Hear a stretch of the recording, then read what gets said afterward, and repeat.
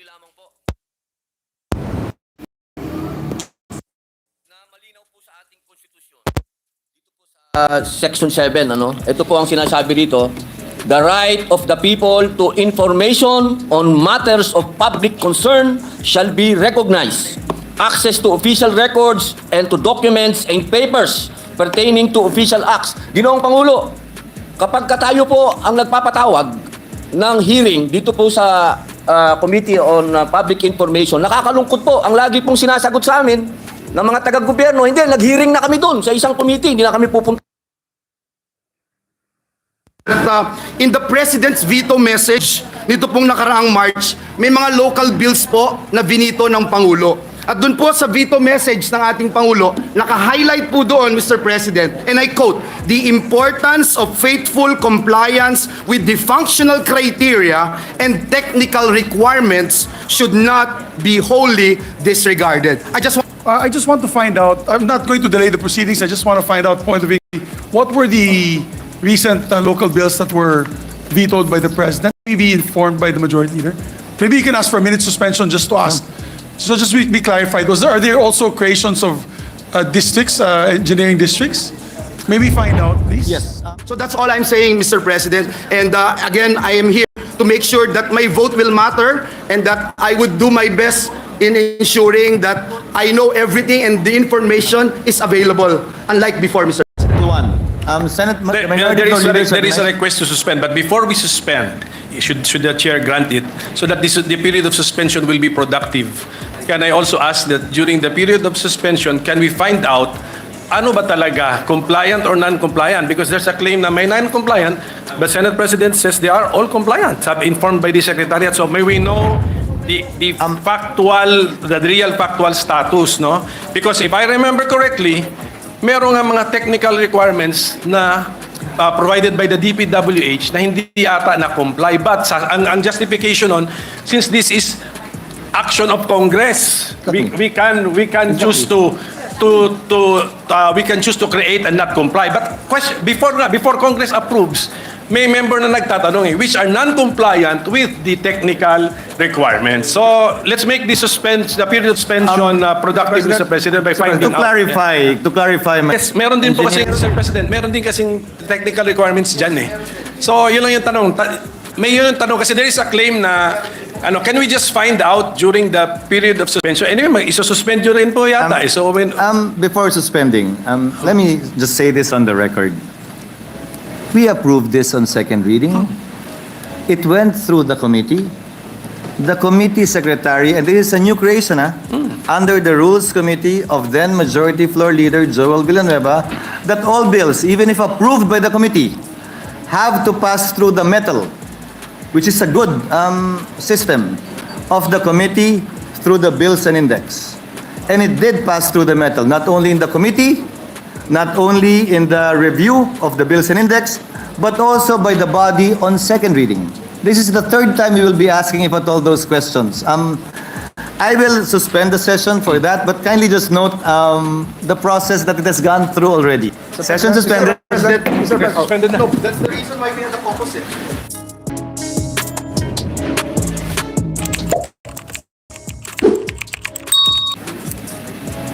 Mr. President,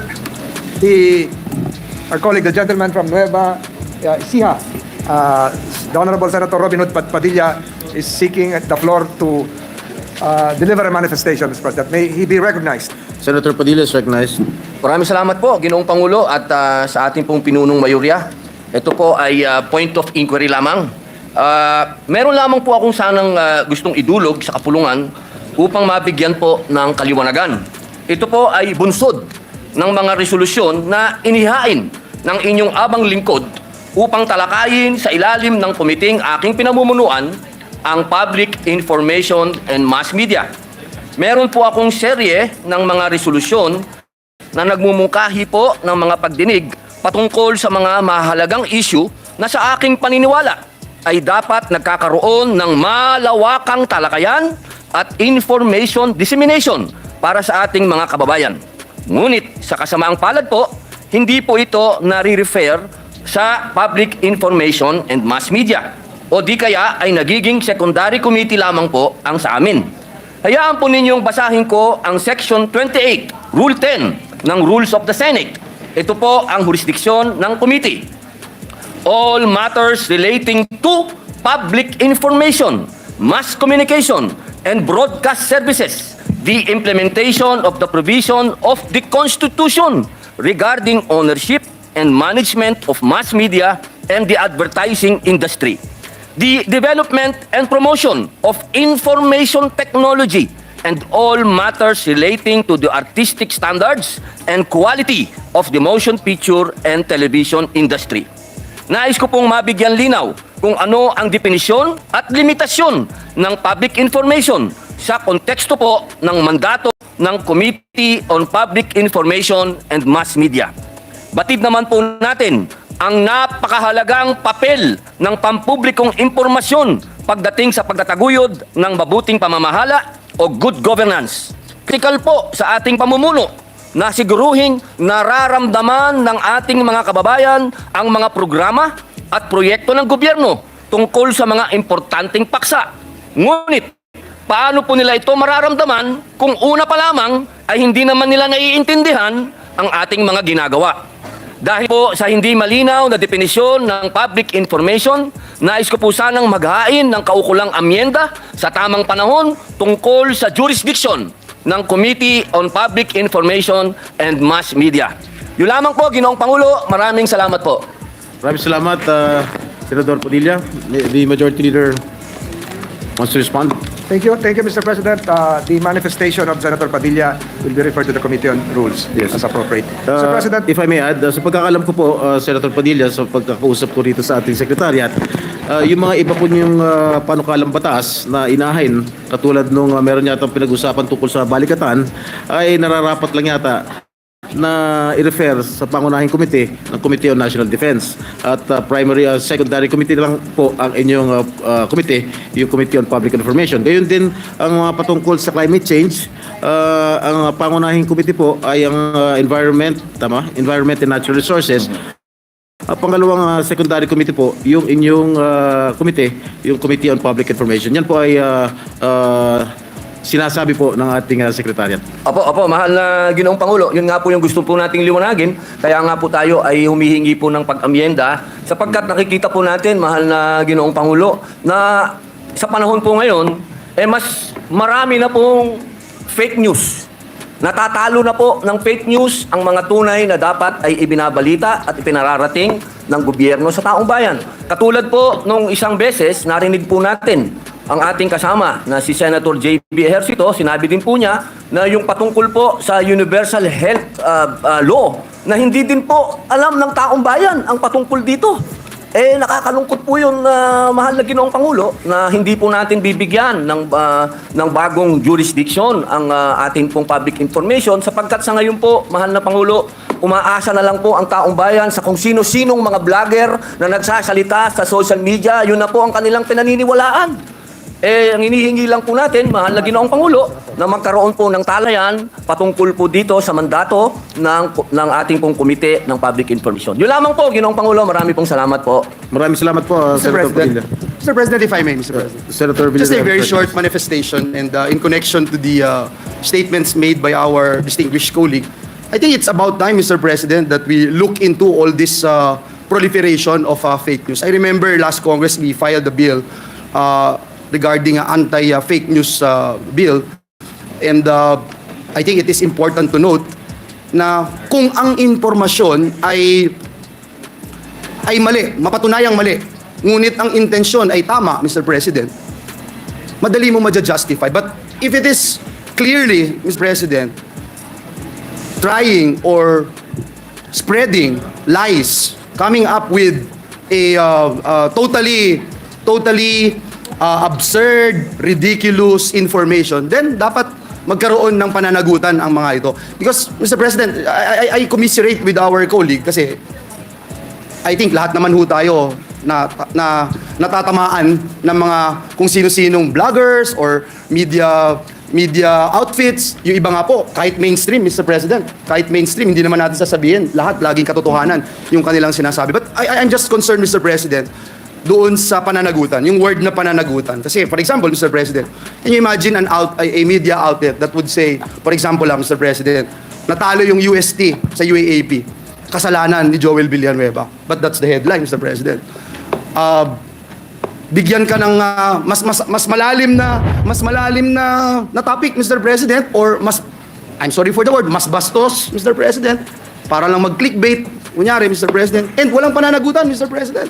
Zero accountability. I'm not even sure, Mr. President, if the kapisanan ng mga broadcaster ng Pilipinas can actually do something about it, or are they actually doing its part to regulate, Mr. President, or at least have that oversight function, Mr. President.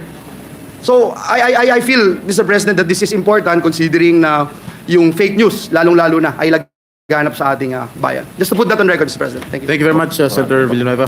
Apo, Ginoong Pangulo, bilang panghuli lamang po, gusto ko lamang pong ipaliwanag muli na malinaw po sa ating konstitusyon, dito po sa Section 7, ito po ang sinasabi dito, the right of the people to information on matters of public concern shall be recognized.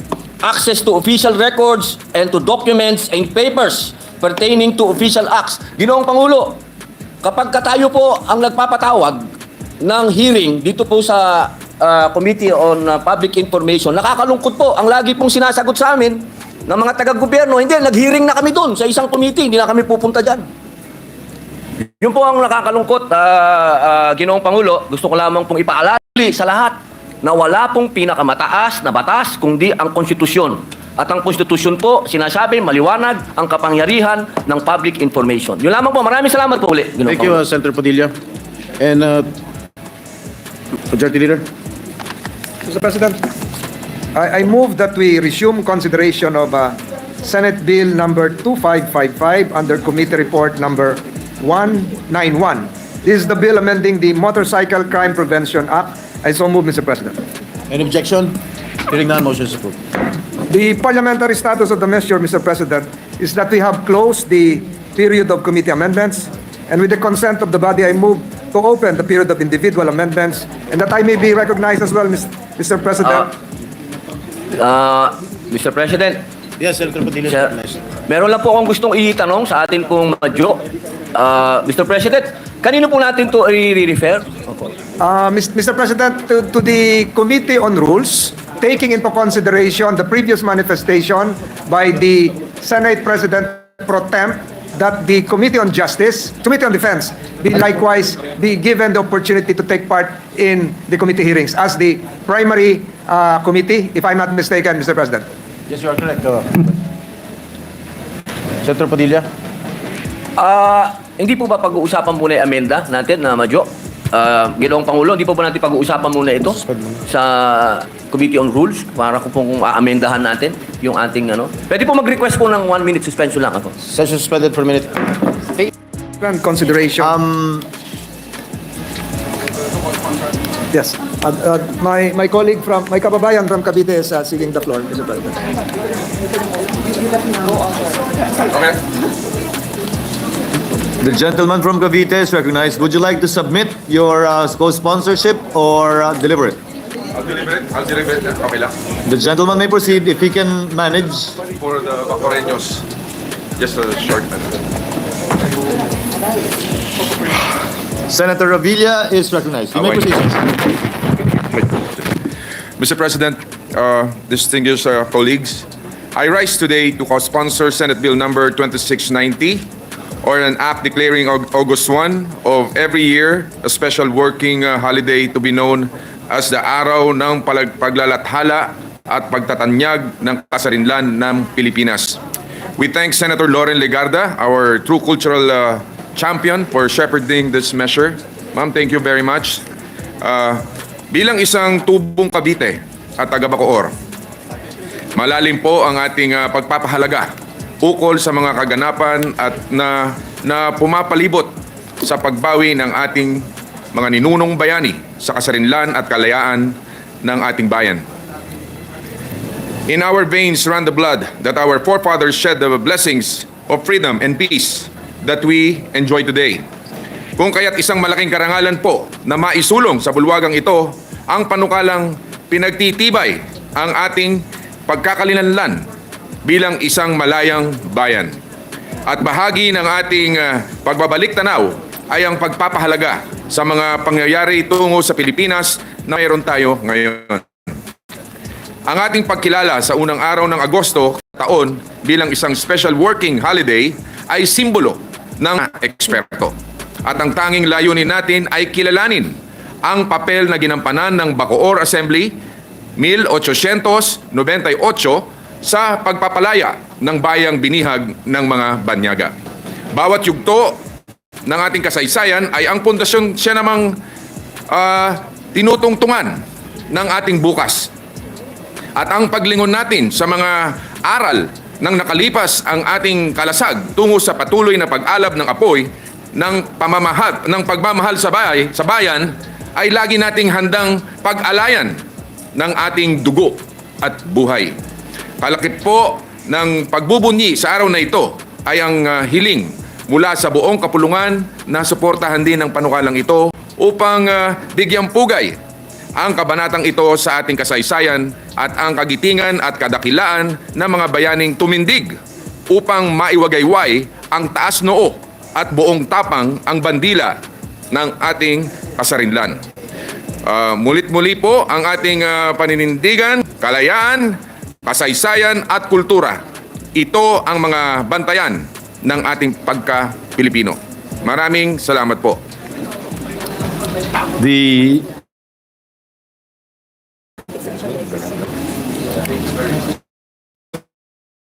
Mr. President, I ask that I be made a co-sponsor of this landmark bill coming from our great province. Of the majority. Thank you very much, Mr. President. I would like to be satisfied, Mr. President, with the answers and explanation being given to us by the Majority Leader and the Senate President. I just wanted to put on record once again, Mr. President, hindi nga po compliant sila after mapasa natin yung second reading, kaya po doon sa caucus, sabi po, hindi natin ipapasa. So ang tanong ko lang naman po, kung nag-comply na po ba, nagbago na po ba? Because I'm sure when we had that meeting, we informed the stakeholders, especially the local authors, the congresspersons, that we indeed wanted them to comply with the requirements of the DPW. The only reason, Mr. President, why I'm standing here today is so that I will be able to vote on the right path, Mr. President, na hindi magagalit ang ating mga kongresista, hindi rin magagalit ang ating ehekutibo. Mr. President, let me point out that in the President's veto message nito pong nakaraang March, may mga local bills po na binito ng Pangulo. At doon po sa veto message ng ating Pangulo, naka-highlight po doon, Mr. President, and I quote, "The importance of faithful compliance with the functional criteria and technical requirements should not be wholly disregarded." I just want to put that on record and caution our members. And if there is, Mr. President, indeed compliance on the part of these local bills, then I would vote for it. Thank you very much, especially Thank for you. understanding, Mr. President. Thank you, Senator Villanueva. According to the Secretariat, they are in compliance. And for the information of the body and our invited guests as well, we did not change anyone from the officers of the Senate, from the Secretary, from the Deputy Secretary, which we cannot, the Sergeant at Arms, we did not change anything.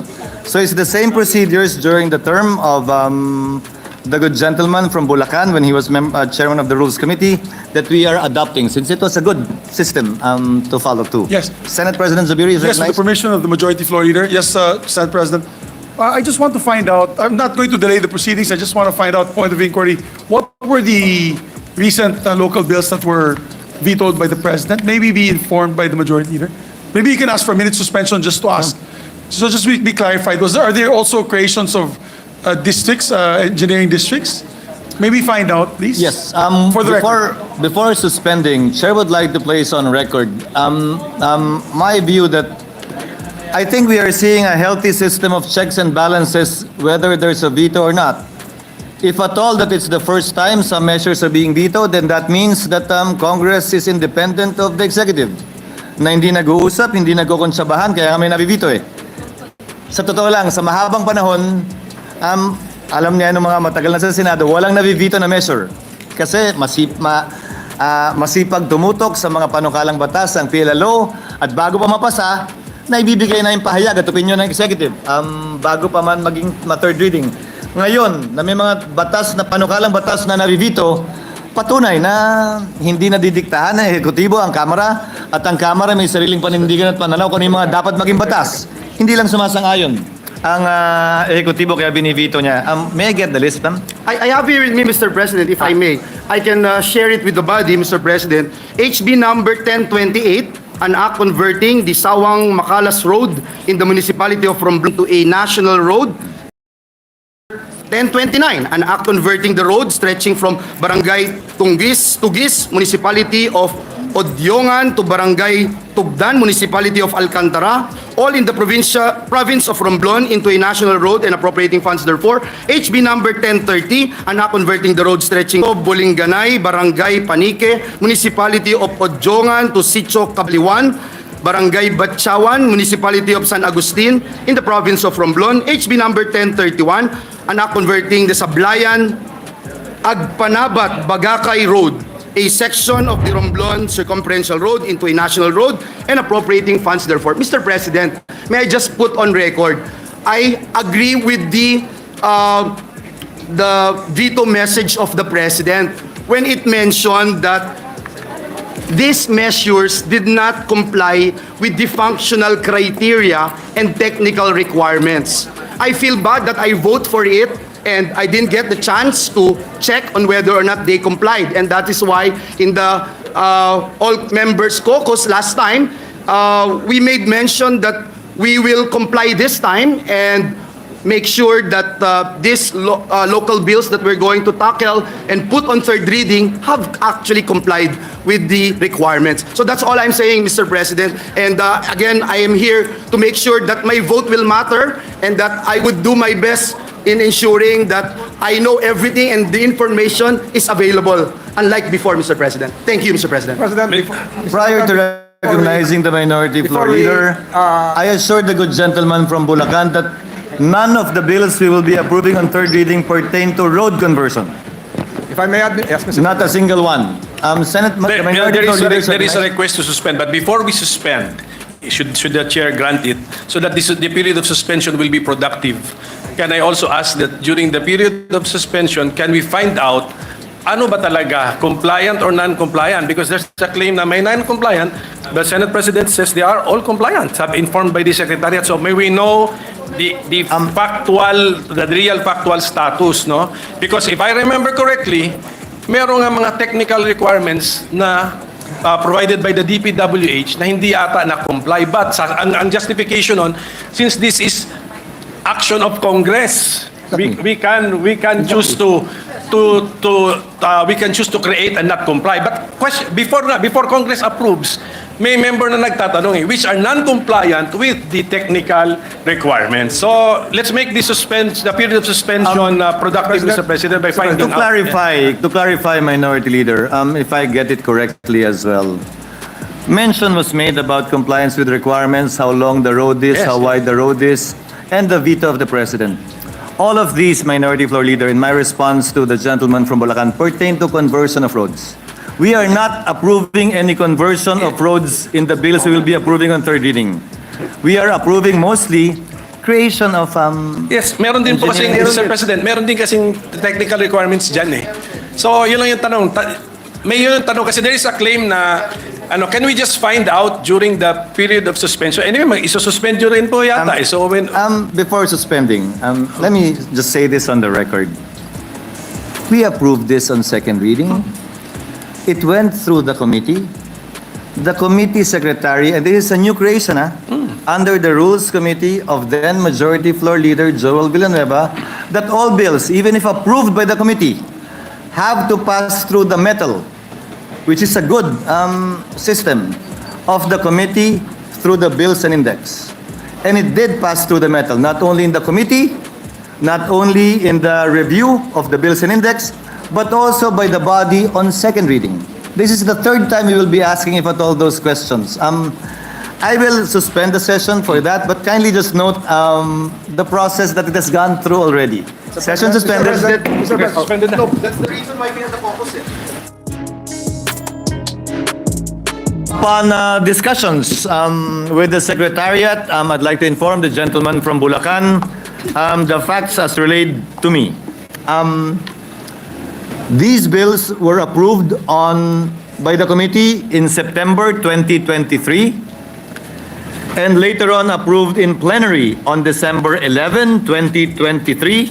However, the DPWH answered the query of both the committee and Senator Villanueva as Majority Floor Leader with respect to whether or not this was compliant or not. The answer was given on March 18. No, rather, received on March 18, 2024.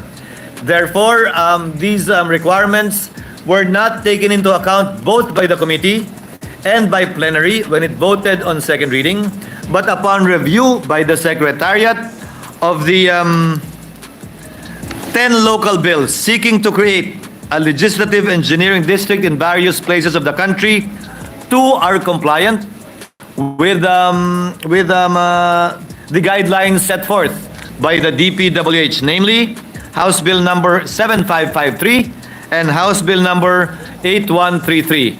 May I now ask what the pleasure of the good gentleman from Bulacan is. Thank you very much, Mr. President, for that very important information that you gave us, Mr. President, that would guide each and every one of us in voting for third reading. With that, Mr. President, considering that House Bill number 7553 and House Bill number 8133 complied with the requirements set forth by the Department of Public Works and Highways, I would move, Mr. President, that we take these 2 bills up initially, and I would like to put on record that I am voting for it in compliance with the veto message also given to us by no less than our President Bongbong Marcos. Thank you, The Mr. points President. of the good gentleman from Bulacan are well taken. Majority Leader is directed to proceed with the third reading only of House Bill number 7553 and House Bill number 8133. My dear Senate President. Yes, Senate President Zubiri? Yes, and not to rain on the parade of the other congressmen that are trying to pass their engineering districts, maybe we can just withhold approval on third reading of the rest until they're compliant. And once the DPWH writes us, maybe in a month's time, in 2 months' time, that they're compliant, we can take it up again for third reading, if that's possible. Of course, that is possible, Senate President Zubiri, because all we're doing is deferring third reading approval. It will remain with the Secretariat, and as soon as it is compliant, we will schedule it for third reading approval. I first have to bang the gavel with my order. Majority Leader. Mr. President, before I move for a suspension, Mr. President, I still maintain my submission that no amount of administrative circular, administrative order emanating from an executive agency can curtail plenary powers of the Congress, Mr. President.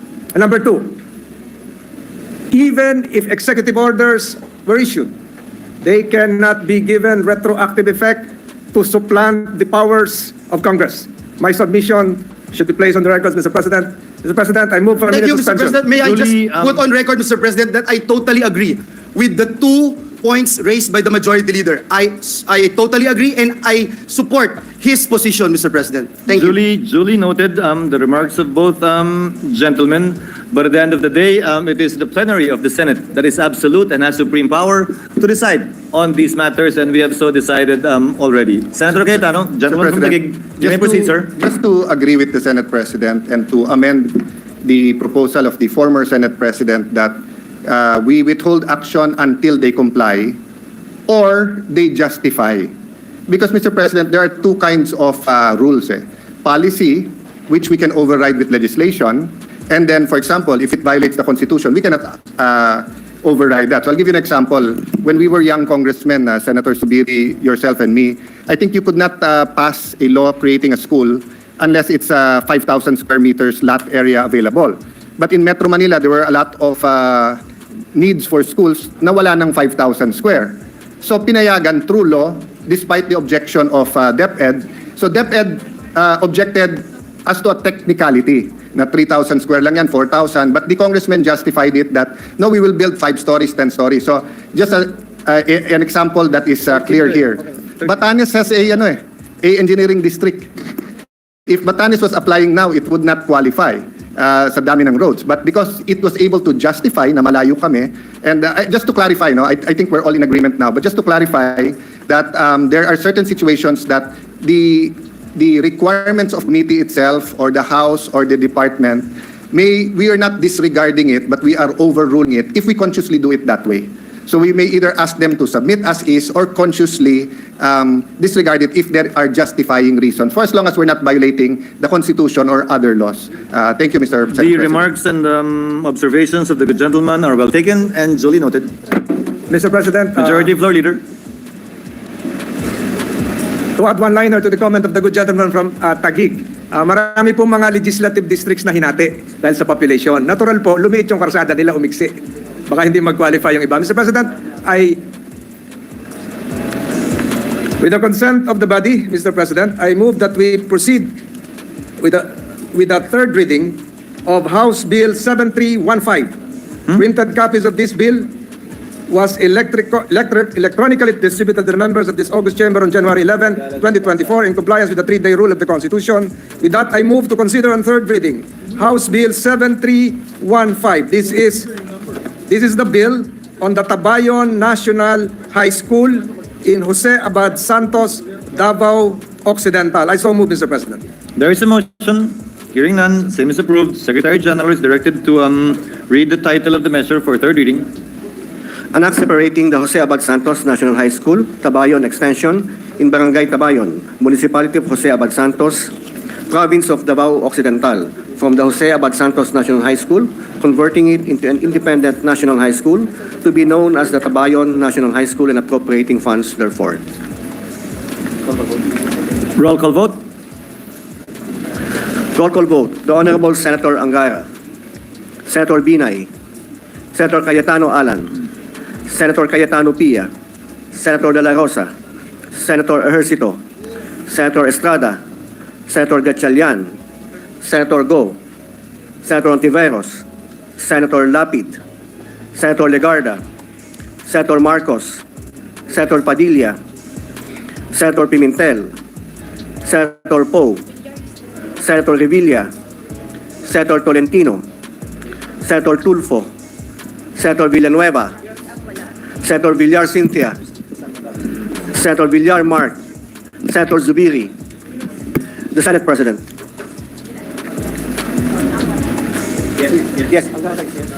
Angara, yes. Senator Angara.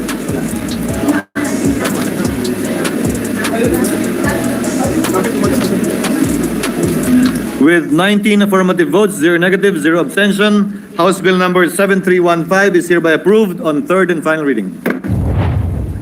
Thank you, Mr. President. Majority Leader. Mr. President, I move to consider on third reading House Bill number 7553. This is the bill on the District Engineering Office in the 2nd Legislative District of Davao del Norte. I so move, Mr. President.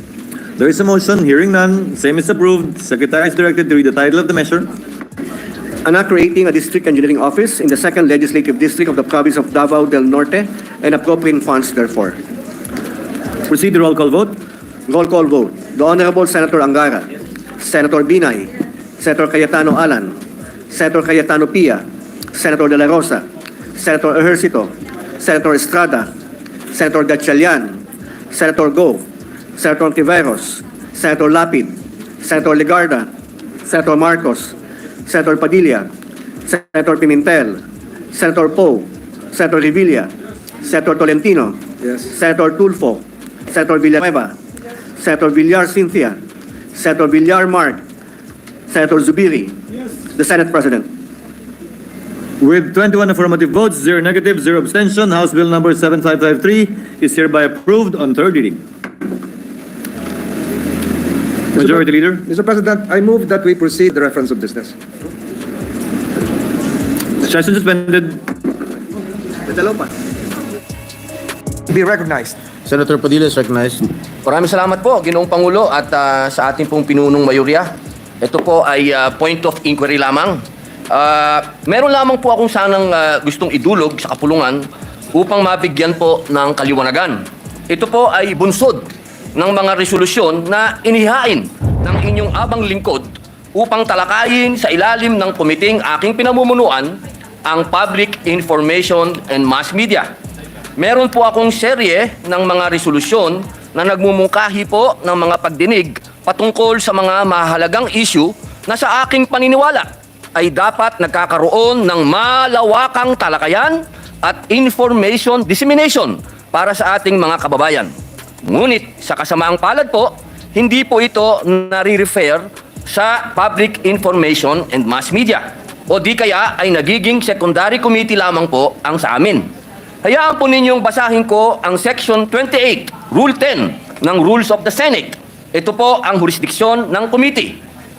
All matters relating to public information, mass communication, and broadcast services, the implementation of the provision of the Constitution regarding ownership and management of mass media and the advertising industry, the development and promotion of information technology, and all matters relating to the artistic standards and quality of the motion picture and television industry. Nais ko pong mabigyan linaw kung ano ang definisyon at limitasyon ng public information sa konteksto po ng mandato ng Committee on Public Information and Mass Media. Batid naman po natin ang napakahalagang papel ng pampublikong impormasyon pagdating sa pagtataguyod ng mabuting pamamahala o good governance. Critical po sa ating pamumuno na siguruhing nararamdaman ng ating mga kababayan ang mga programa at proyekto ng gobyerno tungkol sa mga importanteng paksa. Ngunit, paano po nila ito mararamdaman kung una pa lamang ay hindi naman nila naiintindihan ang ating mga ginagawa? Dahil po sa hindi malinaw na definisyon ng public information, nais ko po sanang maghain ng kaukulang amyenda sa tamang panahon tungkol sa jurisdiction ng Committee on Public Information and Mass Media. Yun lamang po, Ginoong Pangulo. Maraming salamat po. Maraming salamat, Senator Padilla. The Majority Leader wants to respond. Thank you, Mr. President. The manifestation of Senator Padilla will be referred to the Committee on Rules as appropriate. Mr. President, If I may add, sa pagkakalam ko po, Senator Padilla, sa pagkakausap ko rito sa ating Secretariat, yung mga iba po yung panukalang batas na inahin, katulad nung meron yata pinag-usapan tungkol sa balikatan, ay nararapat lang yata na i-refer sa pangunahing komite, ang Committee on National Defense. At secondary committee lang po ang inyong komite, yung Committee on Public Information. Gayon din ang mga patungkol sa climate change, ang pangunahing committee po ay ang Environment and Natural Resources. Ang pangalawang secondary committee po, yung inyong committee, yung Committee on Public Information. Yan po ay sinasabi po ng ating Secretariat. Opo, mahal na Ginoong Pangulo. Yun nga po yung gusto po nating liwanagin. Kaya nga po tayo ay humihingi po ng pag-amyenda sapagkat nakikita po natin, mahal na Ginoong Pangulo, na sa panahon po ngayon, mas marami na pong fake news. Natatalo na po ng fake news ang mga tunay na dapat ay ibinabalita at ipinararating ng gobyerno sa taong bayan. Katulad po nung isang beses, narinig po natin ang Senator J.B. Ejercito, sinabi din po niya na yung patungkol po sa Universal Health Law na hindi din po alam ng taong bayan ang patungkol dito. Nakakalungkot po yun, mahal na Ginoong Pangulo, na hindi po natin bibigyan ng bagong jurisdiction ang ating pong public information sapagkat sa ngayon po, mahal na Pangulo, umaasa na lang po ang taong bayan sa kung sino-sinong mga vlogger na nagsasalita sa social media, yun na po ang kanilang pinaniniwalaan. Ang hinihingi lang po natin, mahal na Ginoong Pangulo, na magkaroon po ng talakayan patungkol po dito sa mandato ng ating pong Komite ng Public Information. Yun lamang po, Ginoong Pangulo. Marami pong salamat po. Maraming salamat po, Mr. Senator Padilla. President, Mr. President, if I may, Mr. President. Senator Just a Villanueva. very short manifestation and in connection to the statements made by our distinguished colleague. I think it's about time, Mr. President, that we look into all this proliferation of fake news. I remember last Congress we filed a bill regarding anti-fake news bill, and I think it is important to note na kung ang impormasyon ay mali, mapatunayang mali, ngunit ang intensyon ay tama, Mr. President, madali mo ma-justify. But if it is clearly, Mr. President, trying or spreading lies coming up with a totally absurd, ridiculous information, then dapat magkaroon ng pananagutan ang mga ito. Because, Mr. President, I commiserate with our colleague kasi I think lahat naman ho tayo na natatamaan ng mga kung sino-sinong vloggers or media outfits. Yung iba nga po, kahit mainstream, Mr. President, kahit mainstream, hindi naman natin sasabihin lahat, laging katotohanan yung kanilang sinasabi. But I'm just concerned, Mr. President, doon sa pananagutan, yung word na pananagutan. Kasi, for example, Mr. President, can you imagine a media outlet that would say, for example Mr. President, natalo yung UST sa UAAP, kasalanan ni Joel Villanueva. But that's the headline, Mr. President. Bigyan ka ng mas malalim na topic, Mr. President, or I'm sorry for the word, mas bastos, Mr. President, para lang mag-clickbait, kunyari, Mr. President, and walang pananagutan, Mr. President. Zero accountability. I'm not even sure, Mr. President, if the kapisanan ng mga broadcaster ng Pilipinas can actually do something about it, or are they actually doing its part to regulate, Mr. President, or at least have that oversight function, Mr. President. So I feel, Mr. President, that this is important considering na yung fake news, lalong-lalo na, ay laganap sa ating bayan. Just to put that on record, Mr. President. Thank you. Thank you very much, Senator Villanueva. Apo, Ginoong Pangulo, bilang panghuli lamang po, gusto ko lamang pong ipaliwanag muli na malinaw po sa ating konstitusyon, dito po sa Section 7, ito po ang sinasabi dito, the right of the people to information on matters of public concern shall be recognized. Access to official records and to documents and papers pertaining to official acts. Ginoong Pangulo, kapag tayo po ang nagpapatawag ng hearing dito po sa Committee on Public Information, nakakalungkot po ang lagi pong sinasagot sa amin ng mga taga-gobyerno, hindi, nag-hearing na kami doon sa isang committee, hindi na kami pupunta dyan. Yun po ang nakakalungkot, Ginoong Pangulo. Gusto ko lamang pong ipaalala muli sa lahat na wala pong pinakamataas na batas kundi ang konstitusyon. At ang konstitusyon po, sinasabi, maliwanag ang kapangyarihan ng public information. Yun lamang po. Maraming salamat po uli, Ginoong Thank you, Pangulo. Senator Padilla. And Majority Leader. Mr. President, I move that we resume consideration of Senate Bill number 2555 under Committee Report number 191. This is the bill amending the Motorcycle Crime Prevention Act. I so move, Mr. President. Any objection? Hearing none, motion is approved. The parliamentary status of the measure, Mr. President, is that we have closed the period of committee amendments, and with the consent of the body, I move to open the period of individual amendments, and that I may be recognized as well, Mr. President. Mr. President, Yes, Senator Padilla. Sir, meron lang po akong gustong itanong sa atin pong madyo. Mr. President, kanino po natin to i-refer? Mr. President, to the Committee on Rules, taking into consideration the previous manifestation by the Senate President Pro Tem that the Committee on Defense be likewise be given the opportunity to take part in the committee hearings as the primary committee, if I'm not mistaken, Mr. President. Yes, you are correct. Senator Padilla. Hindi po ba pag-uusapan muna yung amenda natin na madyo? Ginoong Pangulo, hindi po ba natin pag-uusapan muna ito sa Committee on Rules para kung amendahan natin yung ating Pwede po mag-request po ng 1-minute suspension lang ako. Session suspended for a minute. Sponsor of this measure, Mr. President, and to propose amendments would be the Minority Leader, the Honorable Senator Aquilino Pimentel III, and to be followed by the Honorable Senator Ronald De La Rosa. The Minority Leader is recognized. Thank you. Thank you, Mr. President. On page 2, the Majority Leader is our sponsor. Am I correct, Mr. President? Tama? The Majority Leader, okay. Yes. Thank you. On page 2, line 9, I move that we replace the phrase new ownership with the phrase original registration. I so move, Mr. President. Accepted, Mr. President. Any objection? Hearing none, motion is accepted. On the same page, line 14, delete the phrase on cash basis. We accept, Mr. President. Amendment is accepted. Ano ito? Ano ito nakabuo? Papapalit. On the same page, line 22, after the word motorcycle, insert a comma, and then replace the phrase starting with on installment until acquisition scheme with the following entry, where ownership is retained by the seller and the buyer is given the right to use and possess the motorcycle until full payment of the purchase price, comma, such agreement shall be reduced in writing and shall serve as authority to use the motorcycle, period, Mr. President. You accept it, Majority Leader?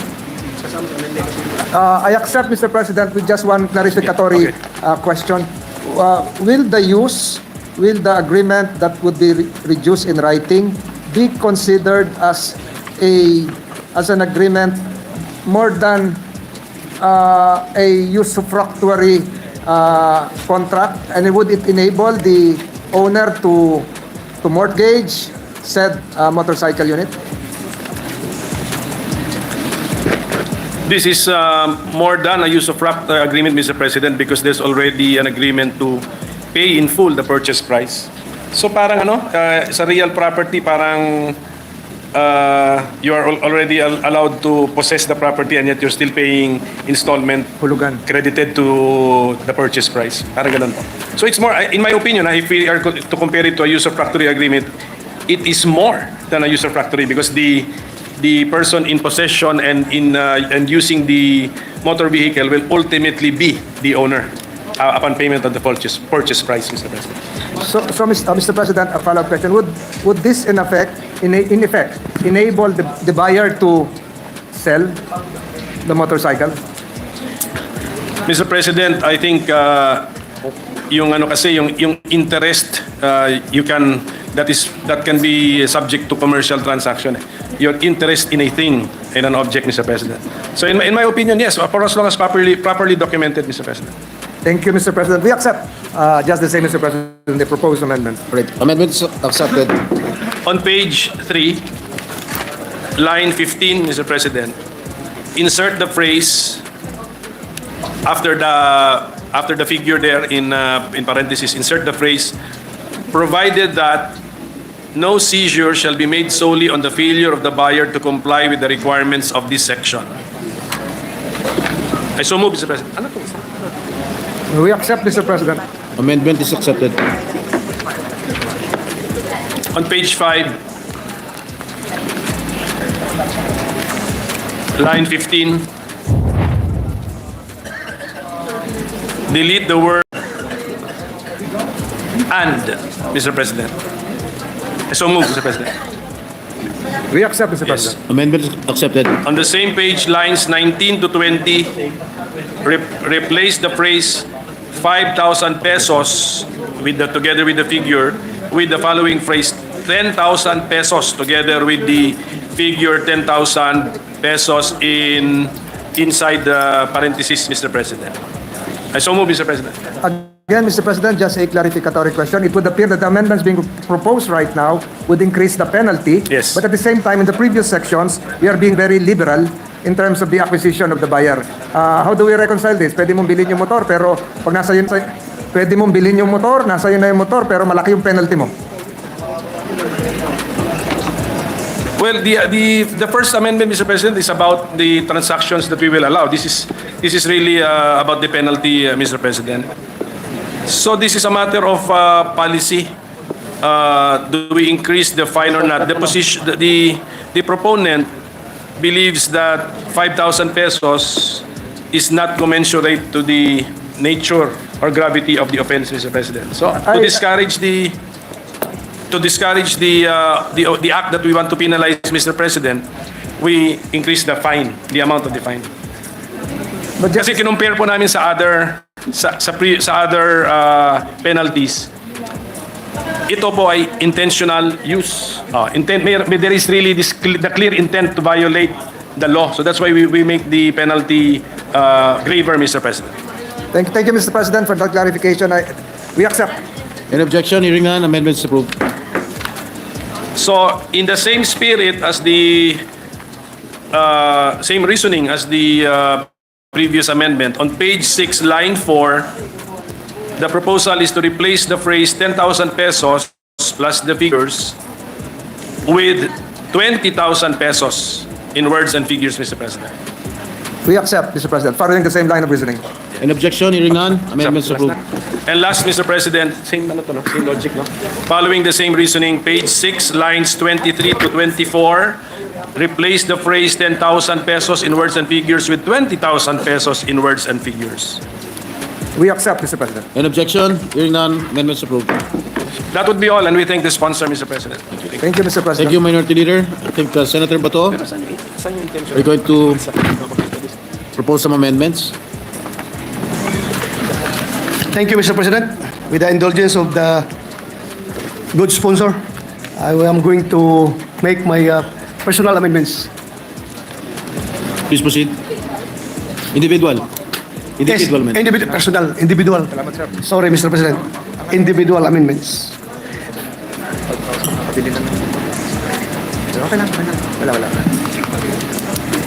We concur, Mr. President, with the proposal. Thank you, Mr. President. Good sponsor. On page 6, line 10, after the close parenthesis, delete the following, provided that if the person who sells or buys the number plate proves that he or she has no knowledge that it was erased, tampered, altered, forged, or imitated, he or she shall be punished by a fine of not more than 10,000 pesos. I so move, Mr. President. Accepted, Mr. President. An objection? Hearing none, amendments approved. On page 6, line 28, after the word plate, insert and RFID. I so move, Mr. President. Would it be a continuing committee or would it be As is, yes. as is in the regular course of business, until and unless a replacement shall have been elected vice the incumbent or concurrent chairman, in order so as not to stifle the functioning of the committees, whoever is the chairman shall continue to serve as the same until he or she shall have been replaced, as the case may be, in order not to affect the functioning of the committees. Senate President Zubiri is recognized. Thank you, Mr. Senate President. Yeah, I just wanted to find out for clarification that the RCEP is a treaty, the Regional Comprehensive Economic Partnership. So was it placed in the treaty that the Senate President pro temp is actually going to sit in the Oversight Committee, dear Majority Leader, Mr. President? Or was it placed in the treaty? Or was it only approved in the resolution that we agreed upon here? Okay, may I ask? The information I got from the former Senate President pro tempore is that the oversight function, the chairperson of that oversight committee, is attached to the position of whomsoever is the Senate President pro tempore. Therefore, it follows that if a new committee chair is elected, he performs the same functions, Mr. President. Yeah, do you want me to clarify it? Yeah, yes, Mr. Senator President. Legarda is recognized. You may proceed, ma'am. Allow me to clarify it, since that was a time when the Senate President and this representation defended and co-sponsored the concurrence in the ratification of the Regional Cooperation Economic Agreement, the RCEP. And so we had several provisions in consultation with the sectors who were challenging it or were not in favor. And when the Senate unanimously agreed to pass or concur in the ratification of the RCEP, we put a colatilia, if I may use that word, where an oversight committee will be created to regularly monitor our compliance with the RCEP and its effects on agriculture, MSMEs, and various sectors in our economy.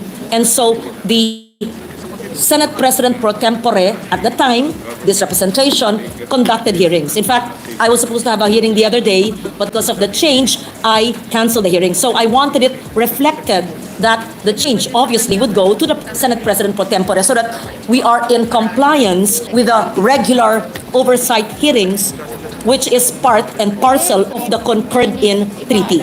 Thank you, Mr. President. Mr. President. Thank you, Senator Legarda. Senator Cayetano is recognized. Mr. President, in the past oversight committees, we allowed the chamber to designate a representative or to delegate upon the concurrence of the members. Senate President Pro Tem Estrada would like to ask if Senator Lauren Legarda is willing to continue because it's such a complicated but important treaty that if she is willing to continue chairing that oversight committee, Senator Estrada will be more than grateful. Yeah. It's her choice, Mr. President. I'm just saying in the past, we have delegated members of the Oversight Committee. Senator Legarda is recognized. I appreciate the intervention of the good senator, but we unanimously approved the concurrence in the ratification of the treaty and specifically mentioned the office of the Senate President pro tempore and even the Foreign Relations Chair. And so, allow me to share the interest and knowledge of this very challenging RCEP, right? So we leave it to the body. Please let the Senate President pro tempore conduct the hearings. Thank you, Mr. President. If the chair may intervene, with the permission of the lady and gentleman on the floor, the designated representative to the RCEP is the office of the Senate President pro tempore, which means the Senate President pro tempore himself or herself, or he may designate a member, to so take his place. It's just like the EDCOM. Under the law, it should be the chairman of the Committee on Higher Education and Basic Education, and I designated a member, in fact, our distinguished minority floor leader, to represent me in the EDCOM too. So if Senator Estrada will allow, take on the responsibility unless in caucus he decides that some person or committee would like to take the task. But at this point, Mr. Senate President, may I move that we elect the chairperson of the Committee on Ethics and Privileges. May we elect Senator Tolentino, our majority leader, as chairman of the Senate Committee on Ethics and Privileges. there is a motion. Hearing none, Senator Tolentino is so elected. Thank you, Mr. Senate President. Ethics Committee. Thank you, Mr. President. We thank the good senator from Taguig. May we have a point of inquiry, Mr. President, as to the status of the Oversight Committee? Can the gentleman, can the majority leader reiterate the motion? Have we finally... The maritime? No, Mr. President. The query of Senator Legarda. Senator Cayetano earlier stated when he was performing his function, a function as acting majority floor leader, that Senator Jinggoy may so decide, but as of yet he has not. Thank you, Mr. President. So we will await that decision after conferring with Senator Legarda. Mr. President, at this juncture, Mr. President, the minority leader is seeking the floor. On the topic, Mr. President, on the same topic of the RCEP The Oversight minority Committee, leader is recognized. You may proceed, sir. I looked at the resolution of concurrence. It's very specific. The Oversight Committee is headed by the Senate President pro tempore, Mr. President. So, actually, that was the mechanism we invented when we concurred in that particular treaty. It follows the position. So, we have to follow our resolution of concurrence. Delikado i-amend, Mr. President, because I do not know kung pwede nga i-amend yun kasi communicated na po yata sa United Nations or sa Secretariat of the treaty, Mr. President. So, the opinion of this representation, we invented this mechanism. It follows, the chairmanship of that Oversight Committee follows the position, Mr. President. The chair stands corrected. The opinion enunciated by our distinguished minority floor leader is well taken. Having read the specific provision of the law, and for the information of our minority floor leader, there is no way by which we can amend it at this point in time. Majority leader is recognized. Senator Legarda is recognized. You may proceed, ma'am. Mr. President, just so that it's on record, the RCEP resolution, I would like to quote, that the Special Oversight Committee on the RCEP Agreement is hereby created and shall be headed by the Senate President pro tempore with the following members, and it states the members, majority, minority leaders, chairpersons of the following committees, agriculture, foreign relations, etc. So it's very clear, Mr. President. So I agree with the minority leader that it would be difficult to change the contents of a concurrence. It was a unanimous resolution. Okay. Oh, the deputy minority said that she did not concur. But anyway, it was a majority, almost majority, more than 2/3 concurrence. So having said that, I appreciate my colleagues in granting me the privilege of continuing the work. And I can tell you it's very interesting and very, very challenging. However, to make life simpler and to abide by the resolution, we leave it with the office of the pro tempore. Thank you, Mr. President. Chair would like to thank the magnanimity of Senator Legarda. Mr. President. Senator Estrada. On another item, Senator Estrada. Senator is taking the Estrada. floor. Thank you, Mr. President. As your new Senate President Pro Temp, I am willing to accept the challenge, and I will have to fulfill my duties and responsibilities as your Senate President Pro Temp. And if I can make a on another matter, Mr. President. The gentleman may proceed. With regard to resolutions number 1024, 1025, 1028, introduced by all of these resolutions were introduced by Senator Padilla and was referred to committees on agriculture. I was 1024, the resolution number 1020 referred to the Committee on Agriculture. 1025 Committee on Environment, and 1028 Committee on Agriculture, which is both chaired by Senator Cynthia Villar. And Senator Cynthia Villar has already agreed to form a subcommittee which shall be chaired by Senator Robin Padilla, Mr. President. The remarks of our Senate President Pro Tempore are duly noted. The subcommittees are to be created by Senator Villar, authorizing Senator Padilla to so conduct hearings during the break. Mr. President, we therefore, Majority Leader. withdraw our previous manifestation that the same be referred to the Committee on Rules, and we concur with the manifestation of the Senate President Pro Tempore to enable our colleague here, Senator Robin Hood Padilla, to conduct hearings, multiple hearings during the break, Mr. President. The withdrawal is duly noted. Mr. President, we're supposed to move forward on the period of amendments insofar as the livestock bill is concerned. And the Honorable Senator Pia Cayetano is supposed to propose several amendments, but since I don't see her yet on the floor, Mr. President. Lauren muna. 1 minute suspension, Mr. President. Session is suspended.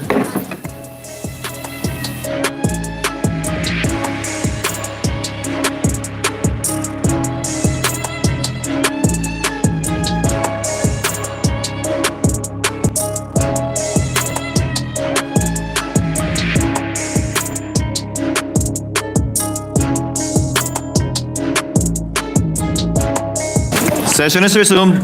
Majority Floor Leader. Mr. President, and this is very vital, Mr. President. Mr. President, we are in receipt of the Bicameral Conference Committee report on the disagreeing provisions of Senate Bill 2593 and House Bill number 9648, both pertaining to the new Government Procurement Act. And with the permission of the body, I move to recognize the chairperson of the Senate panel, the hardworking, newly minted Chairman of the Senate Committee on Justice and Human Rights, the Honorable Senator Sani Angara, give us the highlights of the conference committee report. Senator Angara, you are recognized and you may proceed. Thank you very much, Mr. President. Majority Leader Justice Tolentino. We have the honor, my dear colleagues, of presenting before this August Chamber the Bicameral Conference Committee report on the new Government Procurement Act, which is a result of the work and dedication of both the House Committee on Revision of Laws, chaired by Congressman Edward Maceda, and the Senate Committee on Finance, previously chaired by this representation. The bicameral version of the new Government Procurement Act carries most, if not all, of the provisions that the Senate approved on third reading, with some amendments from our counterparts at the House of Representatives on the procedural aspect and the appeals procedure. We are happy to report that the 45-page amendments proposed by our colleagues, specifically Senate President Pro Tempore Estrada, Minority Leader Coco Pimentel, Deputy Minority Leader Risa Ontiveros, Senators Legarda, Villar, Mark Villar, Nancy Binay, Bato de la Rosa, Amy Marcos, and Pia Cayetano, and read by this representation yesterday, were all adopted by the Bicameral Conference Committee. We thank our Senate panel, composed of Senators Legarda, Binay, Villanueva, and Ontiveros, as well as the panel from the House of Representatives, led by Kong Maceda, Senior Deputy Speaker Gonzales, Reps Zamora, Veloso Tuason, Domingo, Robes, and Colada. We also thank the Senate led by Senate President Chis Escudero for allowing this representation to continue the sponsorship of this landmark legislation, as well as, of course, former Senate President Zubiri and Majority Leader Villanueva for helping shepherd this piece of legislation. Malinaw na senyales ito na kahit may pagbabago sa lideratura, patuloy pa rin na magsusulong ang Senado bilang isang institusyon ng mga mahalagang batas para sa ikaunlad ng bansa. Thank you, Mr. President. I move that the formal text or the text of the joint explanation on the Bicameral Conference Committee report on the disagreeing provisions of House Bill 9648 and Senate Bill 2593 be deemed read into the records with the permission of the Chamber. Thank you, Mr. President. Is there any objection? Hearing none, the same is deemed read into the records. Majority Floor Leader.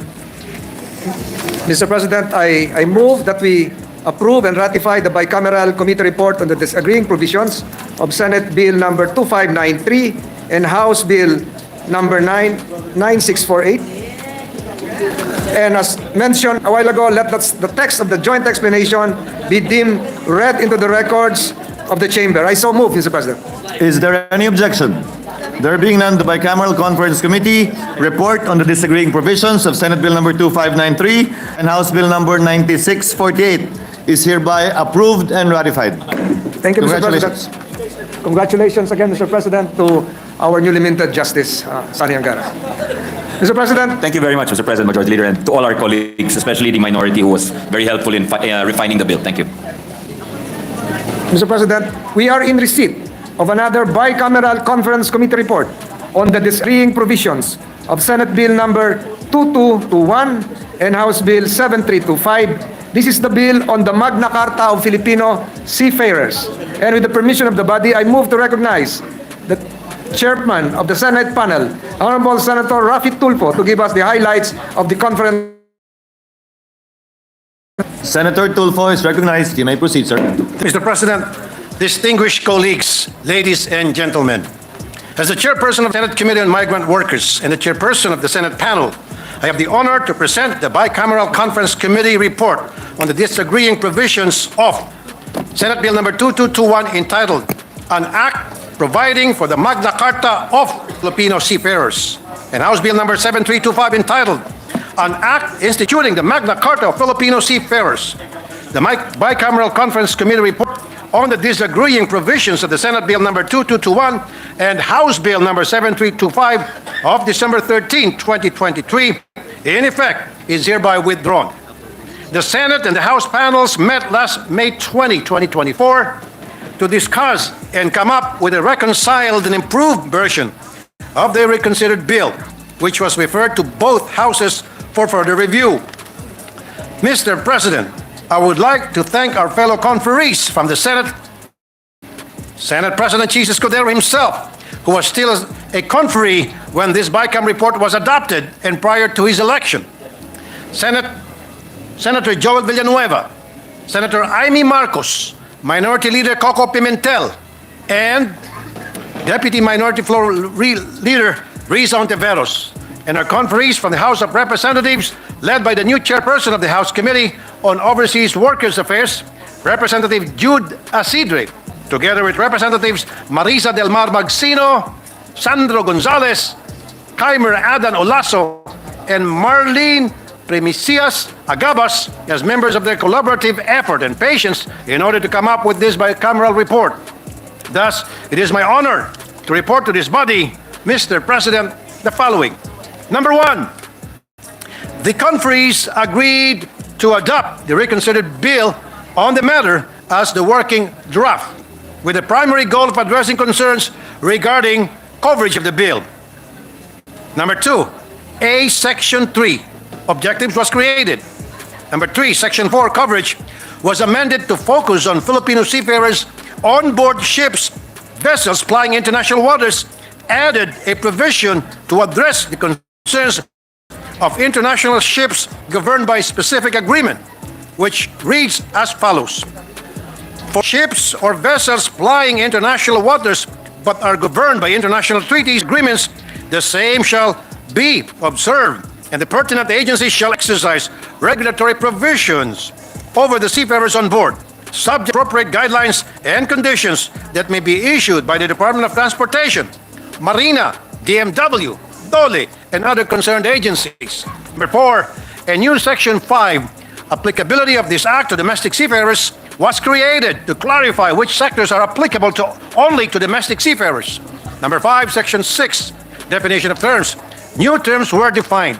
A, domestic maritime degree. B, international. C, ladderization. D, seafarer included cadets in the definition. While the term employment contract was deleted, 6 on Section 7, right to just terms and conditions of work, clarified medical care for domestic and overseas seafarers.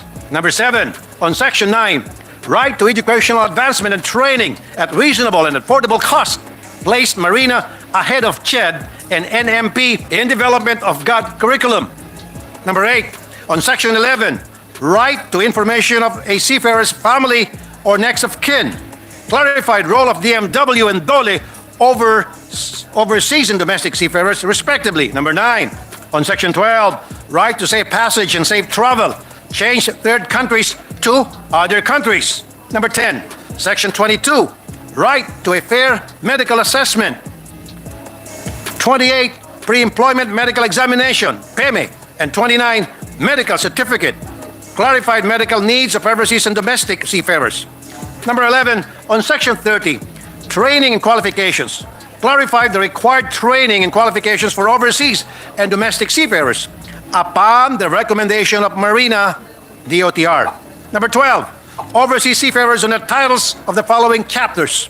Chapter 6, manning agencies for overseas seafarers. Chapter 9, medical care and maritime occupational safety and health standards for overseas seafarers. Chapter 10, termination of employment of overseas seafarers. Chapter 11, dispute resolution for overseas seafarers. Chapter 12, repatriation for overseas seafarers. Chapter 13, reintegration for overseas seafarers. 13 on Chapter 8, accommodation, recreational and sanitation facilities, food and catering in ocean-going ships. That title was amended to clarify its application to ocean-going ships. 14, we removed all sections related to domestic Filipino seafarers except the section on rescue and converted it into a separate chapter, which now reads, Chapter 14, Emergency Rescue of Domestic Seafarers. 15, on Chapter 17, Green Lane for Overseas and Domestic Seafarers. We rewarded the title and revised the language. 16, under Chapter 18, Education and Training of Seafarers and Cadets. The jurisdiction of Marina over maritime education was clarified and roles itemized, and the section on Curriculum Committee was deleted. Number 17, on Section 57, a second paragraph was amended and a new third paragraph was added as proposed by the House panel and adopted by the Bicameral Conference Committee to read as follows. The third doctor's assessment shall strictly adhere to the schedule of disabilities as provided in the standard employment contract or the applicable collective bargaining agreement as warranted. The title of the section was also amended to read Determination of Disability, Grading, or Fitness to Work. 18. The Section 59 of the recalled bill was deleted as approved and adopted by the Bicameral Conference Committee. 19. Section 16, or Section 17, rather, crew competence was amended to add Marina. 20. On Section 28, compliance and certification amended to clarify the issuance of a maritime labor certificate and a certificate of compliance for domestic ships by DOLE. 21. On Section 69, inspection and enforcement amended to distinguish inspection and enforcement of ships under 3 different categories to clarify. 22, created a new Section 74, jurisdiction over maritime education, to clarify the jurisdiction of Marina and CHED with respect to the education and training of cadets. Succeeding Section 75 and 76 were likewise adjusted to reflect changes made on Section 77, requirements for maritime higher education institutions, removing the percentage requirements for training slots. The same was made on 8 for Philippine registered ships. 24, on Section 85, role of government agencies. The roles of CHED, DFA, DMW, DOH, DOLE, Marina, and NLRC were adjusted in line with changes introduced in the entire bill. 25, on Section 85, G, National Conciliation and Mediation Board was added as another concerned agencies with specific role. 26, Section 85J, role of OWA was amended to include giving of free legal assistance to its member seafarers. Number 27, a new Section 94, creating offices and hiring appropriate personnel, was created for Marina and other concerned agencies to ensure the effective implementation of these acts. Mr. President, allow me to emphasize again that this Magna Carta of Seafarers is the final law that we will work on to protect our seafarers. We commit to addressing concerns regarding the efficacy of the Seafarers Protection Act and to review and amend the necessary provisions of the Labor Code, especially on the rules of procedure for both NLRC and NCMB, such that appeals and judgment in maritime cases shall be more attuned to the pressing concerns of our seafarers and maritime stakeholders. Mr. President, I now move that we approve the Bicameral Conference Committee report on the disagreeing provisions of Senate Bill number 2221 and House Bill number 7325 on an act providing for Magna Carta of Seafarers. Thank you, Mr. President. Is there any objection? Senator Villanueva is recognized. This is not an objection, Mr. President. May I just be allowed to make a very short manifestation, Mr. The President? gentleman may proceed. Thank you very much being part of this measure where we, all of us work very, very hard.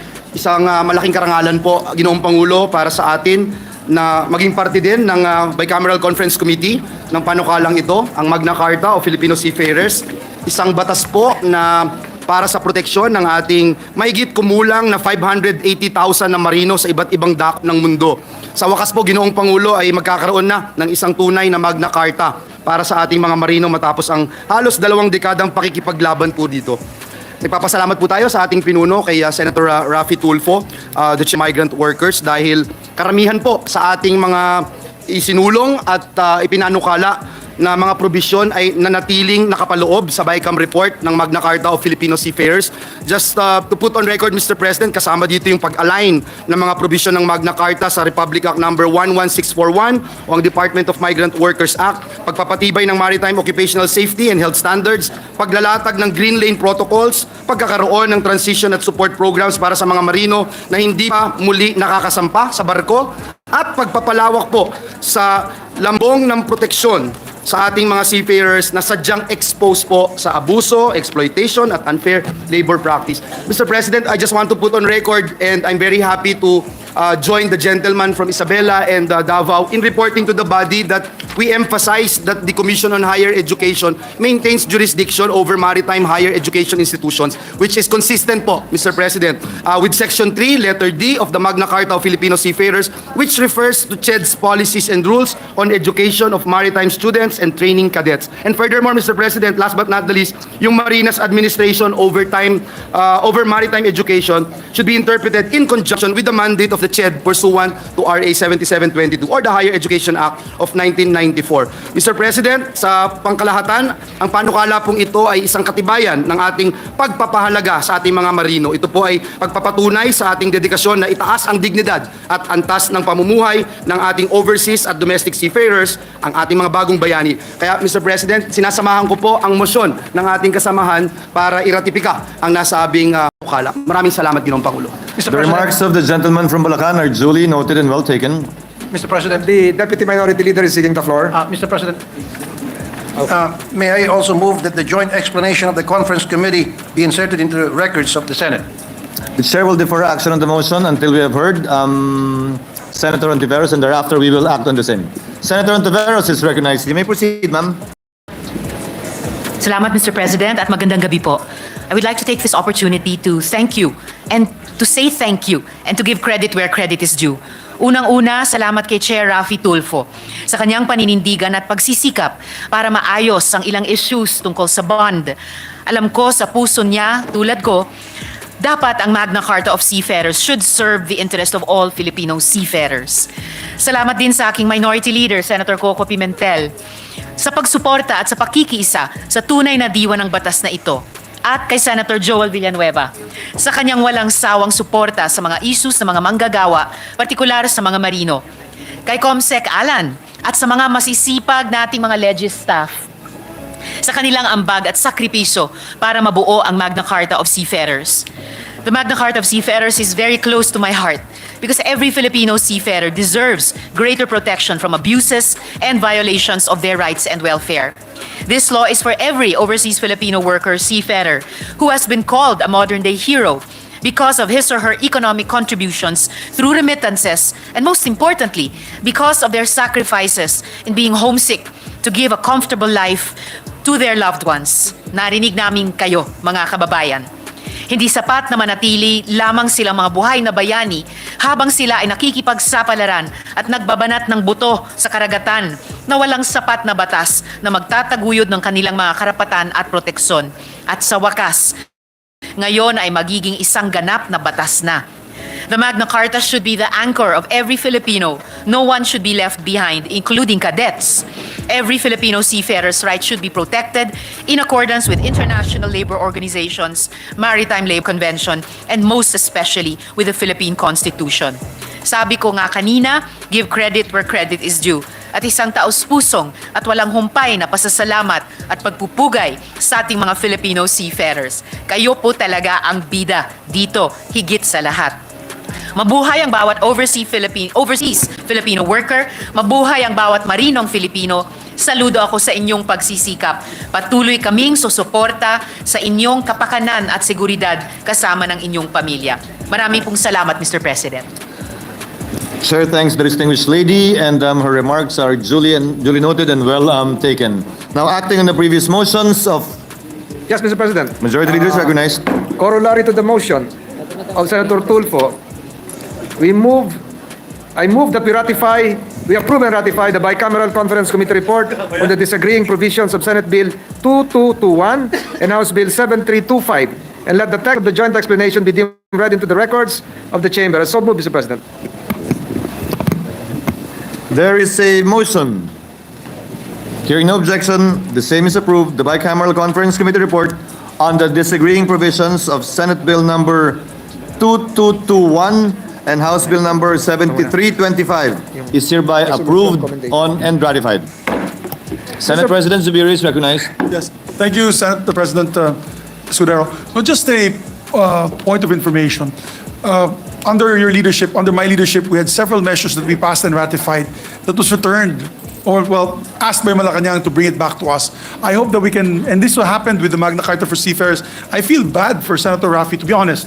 Kasi nasa Malacanang na tayo, pumunta tayo doon para pirmahan itong Magna Carta for Seafarers, only to be told 5 minutes before the signing that it was not going to be signed by the President, and to be returned to the Senate BICAM or the Senate and House BICAM panel because of certain issues. I feel for our members here. For example, another one is the maritime law of Senator Tolentino, which again was requested by the Executive Secretary's office to be returned once again to the BICAM body of both houses. Just an information. The new administration of the Senate President is maybe we can appeal to the PLLO to work with the BICAM panels already, kasi kung may problema habang maaga pa lang, kasi hindi maganda tignan, re-notify natin tapos diktahan tayo ng Malacanang. Usually, alam naman po natin yan, Senate President, usually pag pinadala natin dyan, it's are usually signed or lapsed into law, or really if there's objectionable provisions, they will veto it. But if they can work with us, we appeal to Malacanang through the PLLO, it can work with the Senate already as early as the Bicameral Conference Committee meetings, so that hindi na po natin kailangan ibalik dito sa Senado at sa Kongreso. So just a point of information, my dear Senate President, I'm sure Dong Mendoza is a good friend of ours. Maybe they can assign more people to make sure that the Bicameral Conference Committee, during the hearings of the Bicameral Conference Committee, they participate so that it doesn't have to be returned to the Senate in case there are questionable provisions by the Executive Department. So yun lamang po. Thank you, Mr. The President. point of information of Senate President Zubiri is well taken and noted. Thank you, Mr. President. If I may also, just to echo the sentiments of our former Senate President Zubiri, it's heartening, Mr. President, and disappointing that in the past, if I'm not mistaken, 6 months, Mr. President, there are 3 measures, dalawa po enrolled bills na, Mr. President, pinabalik po sa atin. Pangalawa, yung isa po, katatapos lang ng bicameral conference committee report, ni-ratify po natin, pinabalik po ulit. So, ang question natin, Mr. President, is where's PLO all along, di ba? Kasi kung nababantayan po ito, at least, Mr. President, alam po natin, Mr. President, sabi nga po ni Senator Cayetano, imungkahi ko daw po sa mga batas, lagay din natin na no U-turn. Thank you, Mr. President. The remarks of the gentleman from Bulacan the remarks are well taken. And let copies of the statements they made be furnished to the PLLO, although I see him within hearing distance. Majority Leader is Mr. recognized. President, I move that we consider proposed Senate Resolution 1037. There is a motion. Hearing no objection, the same is approved. Secretary General is directed to read the title of the measure. Resolution commending Honorable Joel Villanueva for his invaluable contribution to the performance of the Senate and for ably steering the proceedings of the Senate in the first and second regular sessions of the 19th Congress of the Philippines. Majority Floor Leader. Mr. President, I move that we adopt proposed Resolution 1037. Prior to the motion, except for Senator Villanueva, may I include as co-authors all the members present, unless with the exclusion of Senator Villanueva. Of course, Mr. President, I'd Yes, be Mr. delighted President. to have To you be as excluded, co-author. to be excluded. oh. Excluded? I said not to be included because Not it's to in your. Yes, Mr. All President. members present are made co-author. There being no objection, the aforementioned resolution number 1037 is hereby adopted. Thank you, Mr. President. Thank you, Mr. President. Thank you, Majority Leader. I think it is important that we adhere to what is written in the Bible, that we honor to whom honor is due. Thank you, Mr. President. As it is, distinguished gentleman from Bulacan, and as it should be. Mr. President, I Majority move, Leader is recognized. Mr. President, I move that we now consider proposed Senate Resolution 1038, authored by this representation, Mr. President. There is a motion. Hearing none, Secretary General is directed to read the title of Senate Resolution number 38. Resolution commending the Honorable Laurel Legarda for exemplary performance as Senate President pro tempore during the first and second regular sessions of the 19th Congress of the Philippines. Majority Floor Leader. Yes, Mr. President, I move that we adopt proposed Senate Resolution 1038. Again, with the permission of members on the floor, with the exception of Senator Legarda, all members present are hereby made co-authors. There being no objection, Senate Resolution number 1038. 1038. And correction, errata, Mr. President. The principal sponsor here is our good Senate President pro tempore, Jinggoy Estrada. Senate Resolution number 1038 is hereby adopted. Mr. President, I move that we consider proposed Senate Resolution number 1036. Mr. President. There is a motion. Hearing no objection, Secretary General is directed to read the title of the measure. Resolution commending the Honorable Juan Miguel Migues F. Zubiri for his excellent performance and outstanding leadership as Senate President during the first and second regular sessions of the 19th Congress of the Philippines. Majority Leader. Mr. President, I move that we adopt proposed Senate Resolution 1036, and I likewise move that all present members be made co-authors of the proposed resolution. I so move, Mr. President. There is a motion. Hearing none, Senate Resolution number 1036 is hereby adopted. Mr. President, the Honorable Mig Zubiri is seeking the floor. Senate President Zubiri is recognized. You may proceed, sir. Thank you very much, my dear colleagues, Senate President. I'd just like to thank you all for the honor given me today. And of course, I'd like to, as mentioned by the majority, my former majority leader, give honor where honor is due. If we had a phenomenal run for 2 years, and we passed a lot of pieces of legislation, including the legislation that we passed today, it's due to the fact that I had a great team. And I'd like to thank Senate President Pro Temp Lauren Legarda for being the Senate President Pro Temp, and of course the hardworking, indefatigable Majority Floor Leader the life of the plenary, no other than Majority Floor Leader Joel Villanueva, and to all the chairmen that we were working with at the time, together with the Secretary at the time. So happy that you retained Mr. Senate President, the Secretary Ray Bantog, the Legis staff, and all the Secretariat. Maraming salamat po, Your Honor. Do we also give an honor to Senator Pimentel, the Minority Leader? Or not necessary? He's not ending his term yet. Yes. So maraming salamat po, Senate President. Let's go there. Senator Cayetano is Mr. recognized. President, I think all of us want to attach our name in thanking everyone mentioned. Sir President, just a proposal for the EDCOM. So the three members are appointed by the Senate President. In consultation with Senator Pia Cayetano, if Senator Pimentel can take her place as a regular member, then I will take my ex officio membership as chair of the Committee on Higher Education, so that Senator Coco will continue as the representative of the minority. Then Senator Pia and I will discuss after the break if she will come back. But in the meantime, I will take the place. Duly noted. Thank you, Mr. President. Mr. President, I'm just rising, Mr. President, because I was just told. The gentleman from Bulacan is recognized. Thank you. I'm sorry, Mr. President. When I made mention about that particular verse on the Bible, I intend to say it in honor of a Bishop Ferriol, Mr. President, of a Fort Watch. I just want to put that on record, Mr. President. Thank you. I meant it to have been talking and referring to you, Your Honor. Thank you, boss. Thank you, Mr. President. Majority Leader, you're recognized, sir. Mr. President, I was informed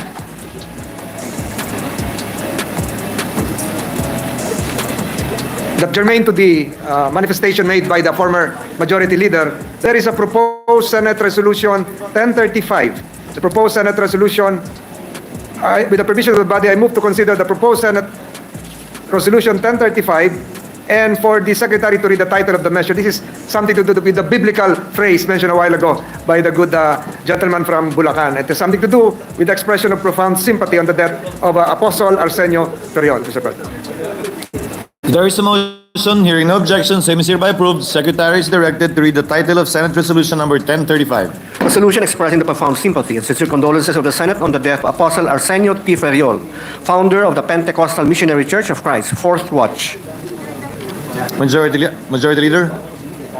Mr. President, to sponsor the measure, may we recognize Senator Joel Villanueva to deliver his sponsorship speech.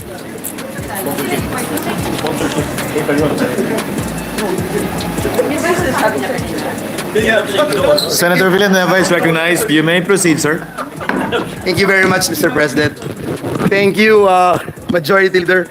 Mr. President, distinguished colleague, I rise with deep sadness to sponsor proposed Senate Resolution number 1035, expressing the profound sympathy and sincere condolences of the Senate of the Philippines on the death of Apostle Arsenio T. Ferriol, founder of the Pentecostal Missionary Church of Christ, Fourth Watch, Mr. President.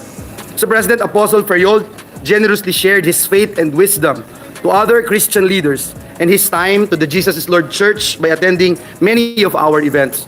He served, Mr. President, as the good man of the house and chief executive minister of the PMCC Fourth Watch. During his lifetime, Apostle Ferriol was the epitome of a good, faithful, and wise ambassador of the kingdom of God, dedicating his life to God, the church, and his family. Under his leadership, the PMCC Fourth Watch has launched national and global evangelistic churches in different parts of the world, providing spiritual nourishment, enlightenment, and fellowship among its members. The church has grown into 1,000 local and global locations with presence in almost every major city and province in the Philippines and in more than 70 countries all over the world. Mr. President, his passing is undeniably a great loss to the Christian community, but he leaves behind a legacy that will inspire and guide Christians for generations to come. We offer our condolences to his family, the Pentecostal Ministry Church of Christ, the Fourth Watch, and to all the Christians worldwide who have been touched by his life and his faith.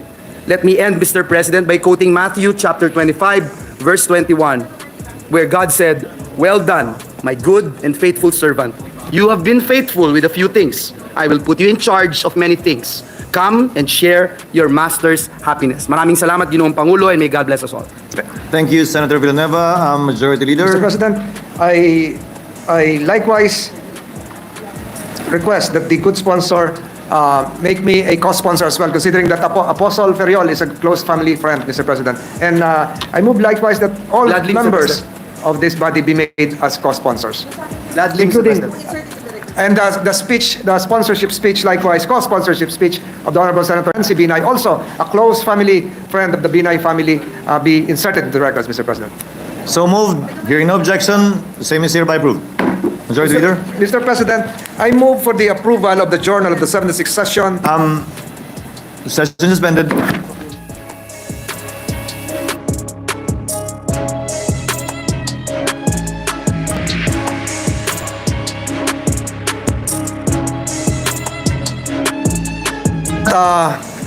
The Senate President pro tempore is seeking the floor. But prior to that, Mr. President, this representation would likewise place into the records our statements of highest esteem for the leadership and hardworking ethics routine delivered by the former Senate Majority Leader, the Honorable Villanueva, for having shepherded various measures during the 19th Congress, Mr. President. And as part of that, Mr. President, I would want to have that inserted into the records. Mr. President, So that manifestation, Mr. President, is anterior to the suggestion of the Senate President pro tempore. Thank you. Thank you, Mr. President. Mr. President, I just would like to deliver a speech commending my predecessor, former Senate President Pro Temp Loren Legarda, if I may, Mr. President. Session is suspended. Majority Floor Leader for the prior motion. Yes, Mr. President, there being no other member who wishes to interpolate or propose amendments to the proposed resolution, I move that we adopt Senate Resolution 1035, subject to style, and that the same be given forthwith to the bereaved family of the late Apostle Fol, Mr. President. Hearing no objection, the same is hereby approved. Proposed Senate Resolution number 1035 is hereby adopted. And the Secretariat is hereby directed to immediately cause the preparation of the resolution to be given to the family of the late pastor through the gentleman from Bulacan, Senator Joel Villanueva. Thank you, Mr. President. The Senate President pro tempore is seeking the floor. Senator Estrada is recognized. Thank you, Mr. President. Mr. President, dear colleagues, I rise today to sponsor a resolution commending the exceptional work of my predecessor, our esteemed colleague, the Honorable Senate President Pro Temp Loren Legarda. Senator Legarda started her career in 1998 as the youngest elected senator, and now she is the most senior legislator in the 19th Congress, continuously serving the Filipino people for 4 terms. At syempre, sa mga batang 80s at 90s, kilalang-kilala ang pangalan Loren Legarda bilang pinakasikat, multi-awarded at hinahangaang broadcast journalist ng mga dekadang yun. Mr. President, she has a proven track record and it would speak for itself. Hindi na po natin kailangan isa-isahin ang lahat ng naipasa niyang batas dahil hindi na po yan mabilang simula nang pumasok siya sa Senado.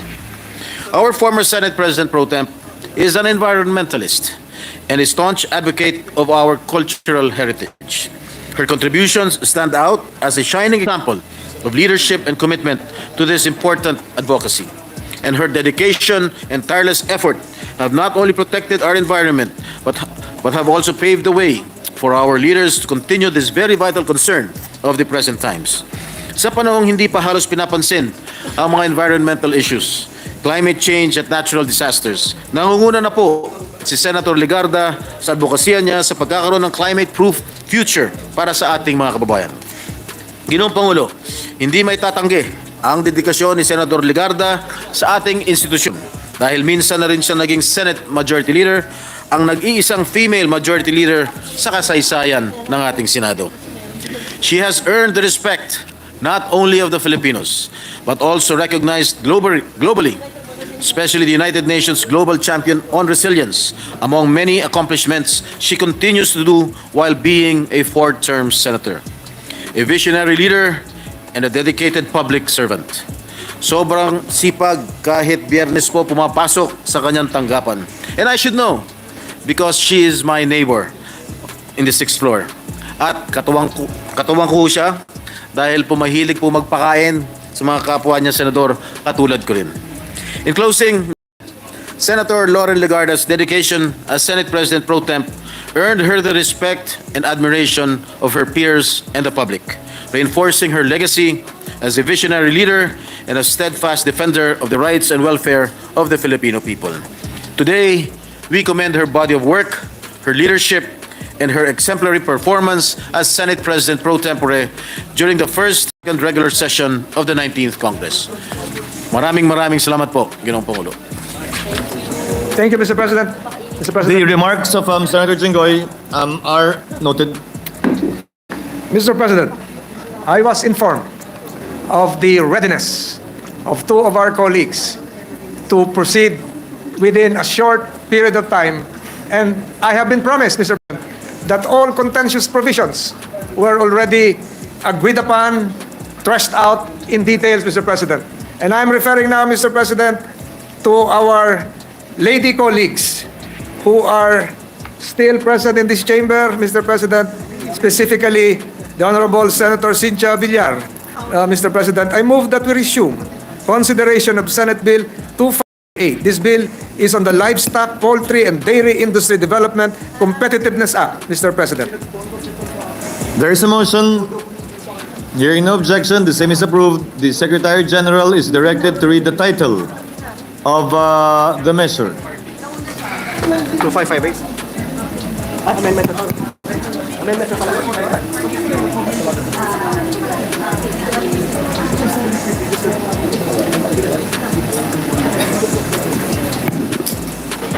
An act strengthening livestock, poultry, and dairy industry development and competitiveness, rationalizing the organization and functions of relevant government agencies, and creating a competitiveness enhancement fund, therefore. I understand this in the stage of period of individual amendments. Yes, Mr. President. And for this purpose, the Chair recognizes our hardworking chairperson of the Committee on Agriculture, Senator Cynthia Villar, and the lady from Taguig, Senator Pia Cayetano. Mr. President, Senator Pia Cayetano will make her amendments. Senator Cayetano is recognized. You may proceed, ma'am. Thank you, Mr. President. Mr. President, these are short amendments which we worked on for many hours with the staff of Senator Villar, our sponsor. But for the information of the body, so those who are interested may follow, these amendments are with respect to the jurisdiction of FDA and bureaus under the Department of Agriculture for clarification, Mr. President. So my first amendment will start on page 13, line 30. Delete the word processing and replace it with handling. Submit.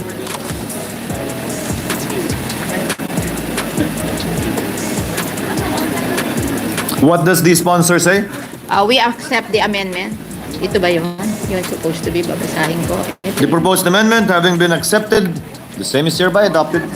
Thank you, Mr. President. The next item is number 2 on the same page 13, line 30. Delete the phrase process livestock and poultry produce and replace it with post-harvest stages. What does the sponsor say? I accept.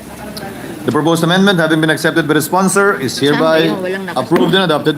Thank you, Mr. President. The next amendment is on page 15. And this is on line 4. Delete the phrase processed meat products, meat processing, and replace it with post-harvest stages. We submit. What does the sponsor say? I accept.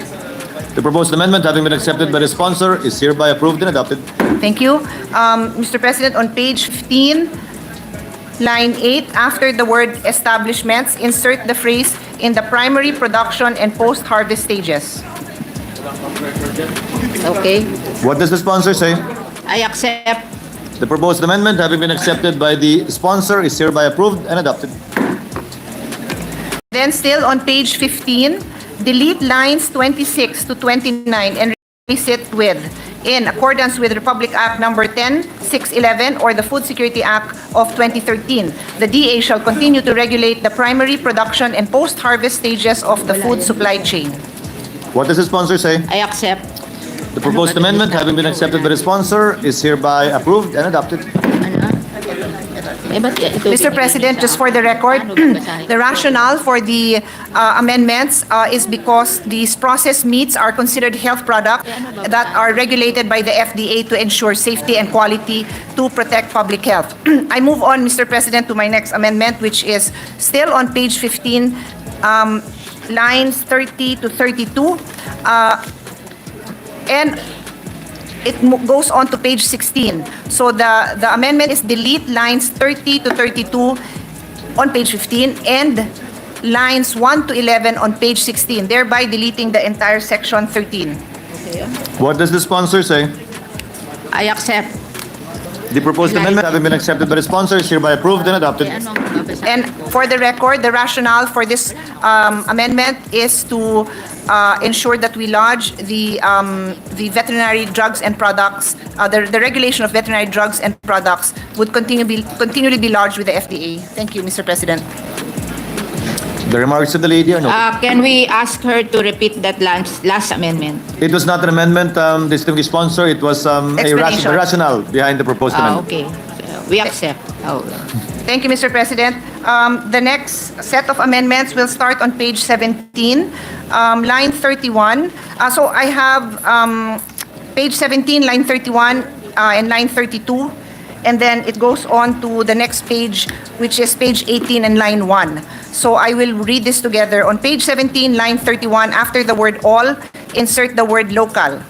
What does the sponsor say? We accept. Thank you, Mr. The proposed President. amendment having been accepted, it is hereby approved and adopted. On page 17, line 32, delete the word including. What does the sponsor say? We accept. Having been accepted, same is hereby approved and adopted. And on page 18, line 1, delete the phrase but not limited to domestic and international trading. What does the accept. sponsor say? Having been Yeah. accepted, same is hereby approved. Thank you, Mr. President. On page 18, after line 17, insert the following paragraphs. Within 150 days from the effectivity of this act, the FDA and BAFS shall harmonize the standards and guidelines for the regulation of local milk and milk products. Next paragraph. Within 120 days from the effectivity of standards and guidelines, the FDA shall complete the capacitation of NDA in the implementation of the food safety standards and guidelines for the regulation of local milk and milk products. Next paragraph. Upon determination by FDA on the capability of NDA to fully implement the standards and guidelines set by the FDA and BAFS, the FDA may deputize the NDA in the inspection, licensing, and monitoring of establishments and the registration and monitoring of local milk and milk products. Next paragraph. The FDA shall exercise supervision over NDA's compliance with the standards and guidelines set by the FDA and BAFS. We submit, Mr. President. What does the sponsor say? We accept. Having been accepted, same is hereby approved and adopted. Thank you, Mr. President. Still on page 18, line 18, after the word functions, insert the phrase with respect to locally produced milk and milk products. We submit. What does the sponsor say? We accept. Having been accepted, same is hereby approved and adopted. Still on page 18, line 18, delete the phrase other agencies and replace with FDA. What does the sponsor say? We accept. Having been accepted, same is hereby approved and adopted. On page 20, line 3, after the word exchange, delete the word exportation and replace with the phrase packaging, exportation of milk and milk products. What does We the sponsor say? accept. We accept. Having been accepted and adopted. Thank you, Mr. President. Those are my amendments. We recognize that the sponsor would really like this measure passed, and so we worked for many hours with her staff, which I would like to express my gratitude to come up with the amendments. We would like to express our concern, though, that it is a very strong bill that is intended to strengthen local industries, which we fully support, Mr. President. We support the desire of the sponsor to strengthen the local dairy industry, which we feel is the step in the right direction. But this representation, having chaired the Committee on Health and having handled the budget of health for many years, strongly feels that the regulatory process must be in place and that the jurisdiction of FDA must be respected. If there is a need to push FDA, if they're not doing their job, then the proper actions can be taken, Mr. President. But the solution, which we thank the sponsor for accepting, is not to transfer the jurisdiction to a different agency. So on that note, Mr. President, I just would like to express the concern of DOH that they be given more time to study this measure because of the repercussions. But we have inform them of our of the opportunity we've had to work with the sponsor, and some of the changes we made have just been made now without the opportunity to consult with DOH. That I leave it up to them to also follow the process, Mr. President, as they have been duly informed. Thank you, Mr. President, and thank you, Madam Sponsor. We thank the distinguished ladies of the floor. Majority Leader. We recognize Senator Lauren Ligarda to make her amendments. Mr. President, Senator Ligarda a while ago indicated her. May we know the preference of the Honorable Ligarda? Will it be today or Today. at a later date? Today. The lady from Antique and Malabon is recognized for her proposed Ito naman si Solping. amendments. Yeah, today. Thank you, Mr. President. With the permission of the good sponsor, Senator Cynthia Villar, I wish to propose the following amendments on Senate Bill number 2558. On page 2, line 10, insert an additional policy as follows. The state shall protect and advance the right of the people to a balanced and healthful ecology in accord with the rhythm and harmony of nature, and in so doing, recognize and apply a true value system, including social and environmental cost implications relative to the utilization, development, and conservation of our natural heritage. I so move, Mr. President. We accept, Mr. President. Thank you, Mr. President. The proposed amendment having been accepted by the distinguished sponsor, same is hereby approved and adopted. On page 5, line 15, after breeding farms, insert the sentence, provided, that the program shall provide for the use of local heritage breeds, I so move, Mr. President. We accept, Mr. President. On page 5, line 27, after shrubs, insert the sentence, provided, that the program shall provide for the use of local perennial crops, including endemic and native varieties, or those that can thrive in the country's tropical microclimate, which can be produced by the farmers themselves, I so move, Mr. President. Mr. President, we accept. Both amendments having been accepted by the distinguished sponsor, they are hereby approved and adopted. Thank you, Mr. President. On page 5, line 29, between the word animals and insert a and the phrase including its integration into regenerative agriculture practices. I so move, Mr. President. We accept. Having been accepted, same is hereby approved and adopted. On page 6, line 16, between the words in the and propagation, insert the word racing, Moreover, on the same page, line 17, between the word distribution and of, insert a and the phrase and generative farm practices. I so move. We accept, Mr. Having been President. accepted, same is hereby approved and adopted. On page 7, after line 24, add a new paragraph, N, to read as follows. Biodiversity, Natural Resources, and Climate Action Program. It will propose and implement the necessary safeguards to ensure that the Philippines meets its obligations under international conventions and agreements, ensure that the country adopts a nature-first approach in any industry development initiative where every effort must be made to avoid causing harm to the existing biodiversity to align the LPD industry with wider sustainable development outcomes. I so move, Mr. President. We accept, Mr. President. Having been accepted, the proposed amendment is hereby approved and adopted. I thank the graciousness of the good sponsor for accepting all of my amendments. In summary, Mr. President, these amendments are intended to foster a more robust and sustainable agriculture sector that benefits farmers economically and supports ecological balance. Thank you, Mr. President. Share thanks to the distinguished lady from Antique and Malabon, Majority Leader. I want to make additional amendment, Mr. President. Thank you. Mr. President? Additional amendment. Anterior Individual. amendment. Yeah. Those they did not read, okay. The distinguished sponsor is recognized. You may proceed, ma'am. On page 18, line 18, after the word functions, insert the phrase with respect to locally produced milk and milk products. I so move, Mr. President.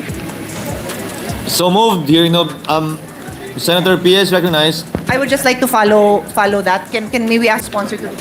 I would also like to take this opportunity to echo the sentiments of our dear colleague, Senator Grace Poe. I'd like to honor Senator Zubiri, my walking partner, which will continue. Senator Zubiri truly shepherded us through very trying times. many of you will recall the late hours we spent, and I'm sure he and his leadership team spent even more late hours over the past few months, Mr. President. We had many caucuses, many long discussions, and no one can question the Senate President's desire to find a solution. No one can begin to say that not all opportunities, not all roads were explored to find solutions to what may continue to be issues that we will be facing, Mr. President. I truly admire you. And I want to say that I do not know anyone who has the bandwidth for patience and consensus building as your honor has. That bandwidth is something that I would sometimes not just super admire but get frustrated with, because really there is no end to your desire to find a solution to problems, Mr. President. I really want His Honor to remember that, to know that we and I witnessed it and I saw it, and really, Mr. President, that is a trait that we will never forget, and it's a trait that makes you the great leader that you are. I then also would like to commend my brother, Senator Joel Villanueva, who may not have the same style of patience and consensus building as our Senate President, but I had the best laughs with him just to help him get through the difficult task of getting the job done. If our Senate President Zubiri had to work in and outside of the halls of the Senate, our Majority Floor Leader limited, I think, in many ways, limited his life, sacrificed his family life, as the Senate President did, to get things moving here in the Senate. And I also admire him from the bottom of my heart for his patience. It did not always show, but they got the work done. The frustration showed on the face many times. Wag na ho nating asahan na magbabago pa yon, and asahan pa natin na it will show the days to come. But you are truly loved for who you are, Majority Floor Leader. And then, of course, our Senate President Pro Temp, who needs no introduction. She is who she is in the Senate. We would not be who we are today without President Pro Temp, who adds decorum, style, culture, never hesitates, including our dinner with the President, to share her deep knowledge of history with all of us, and her passion for protecting the environment and the climate. All of these are words of wisdom that I hope the younger generation will be patient enough to absorb and to understand, because each one of us, as exemplified by our Senate President Pro Temp, carries the history and the humanity of the Senate. So thank you, Madam Senate President Pro Temp. And then, of course, to my chief, the chairman of the Committee on Finance, who very patiently sat through 5 years of hearings and debates floor debates, both on the floor and off the floor, very patiently. And I always wondered why he didn't bother to go home during the hours that he had his vice chairmans on the floor. I would like to think that you trusted us, but you never left, and you should have left and gotten some sleep. But he would always just be in the back watching it from the screen and never leaving during his watch. So again, we're also truly thankful for not just doing your job, but making sure that all of us also had the opportunity to do our job well by accommodating the advocacies that we had, and even finding space for difficult but necessary projects that we all collectively wanted to include in the budget. Thank you for that to my chairman, Senator Angara. And to the rest of the team that completed the leadership of Senate President Zubiri. I know your work could not be done with all of them. They are people who worked with you on and off the floor and on and off hours. So thank you to all of you. Thank you, Mr. President. The remarks of the lady are duly noted. Majority Floor Leader.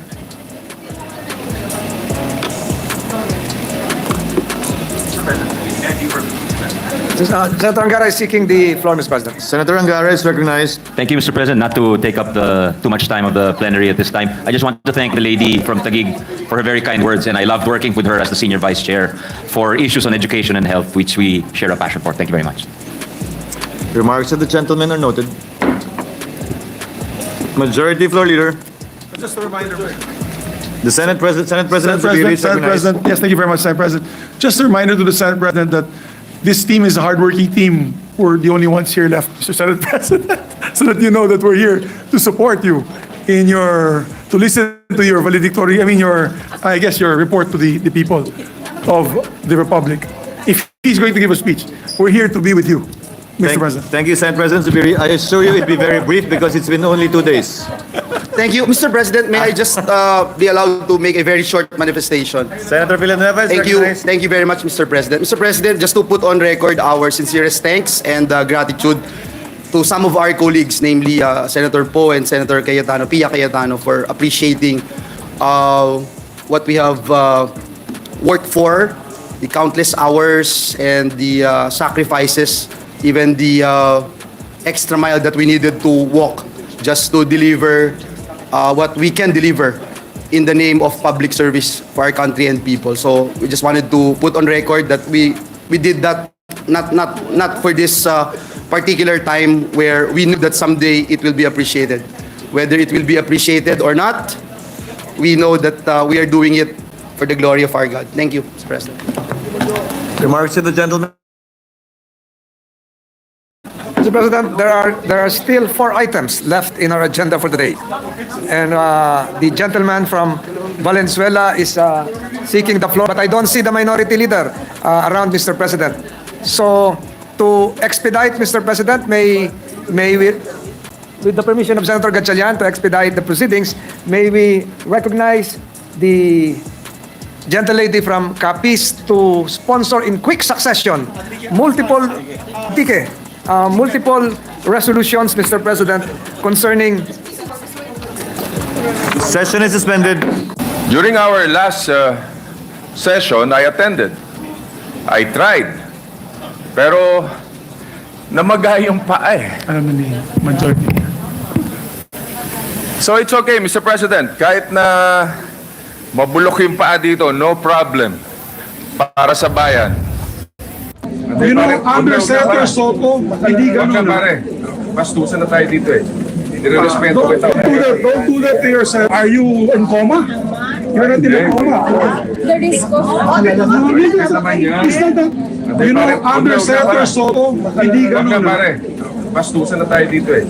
Nire-respeto kita.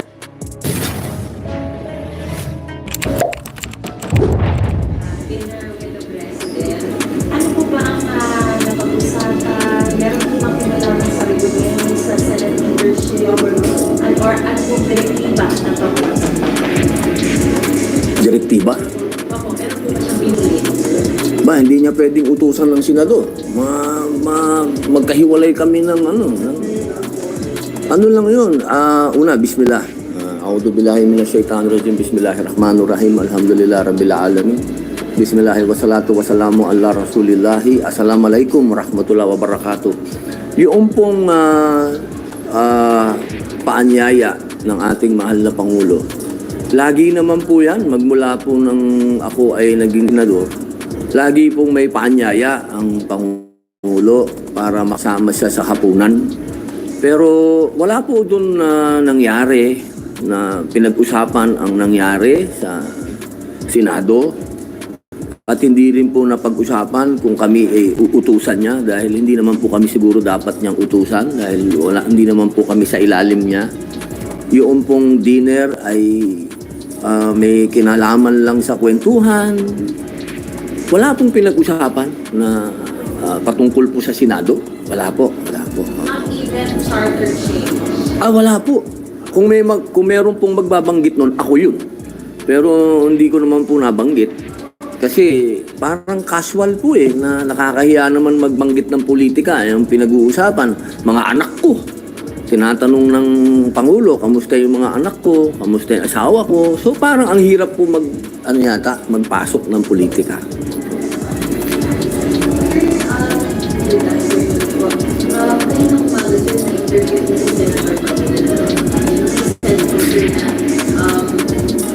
Ang nag-signal daw po sir ng kudeta against Senator Miss is yung quote-and-quote artista blocker, which is yung mga maybe mga lawmakers na dating naging artista. And ang trigger daw nun sir ay yung hindi daw po papayag ni Senator Miss na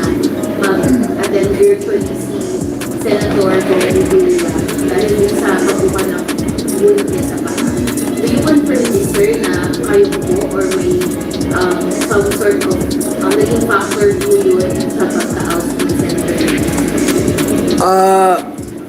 Una sa lahat, wala akong reklamo kay Senate President Migs as the Senate President. Wala akong sutuhanan sumusunod ako dyan Okay naman si Migs Yung nangyari, alam nyo, kami ng PDP, 4 kaming PDP. Okay, ako, Senator Bongo, Senator Bato, Senator Tolentino.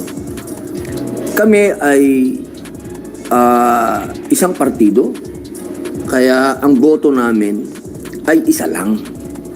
Naiintindihan ko si Senator Bato kung bakit nagkaroon ng naging emosyonal siya sa pangyayari. Kasi talaga namang para sa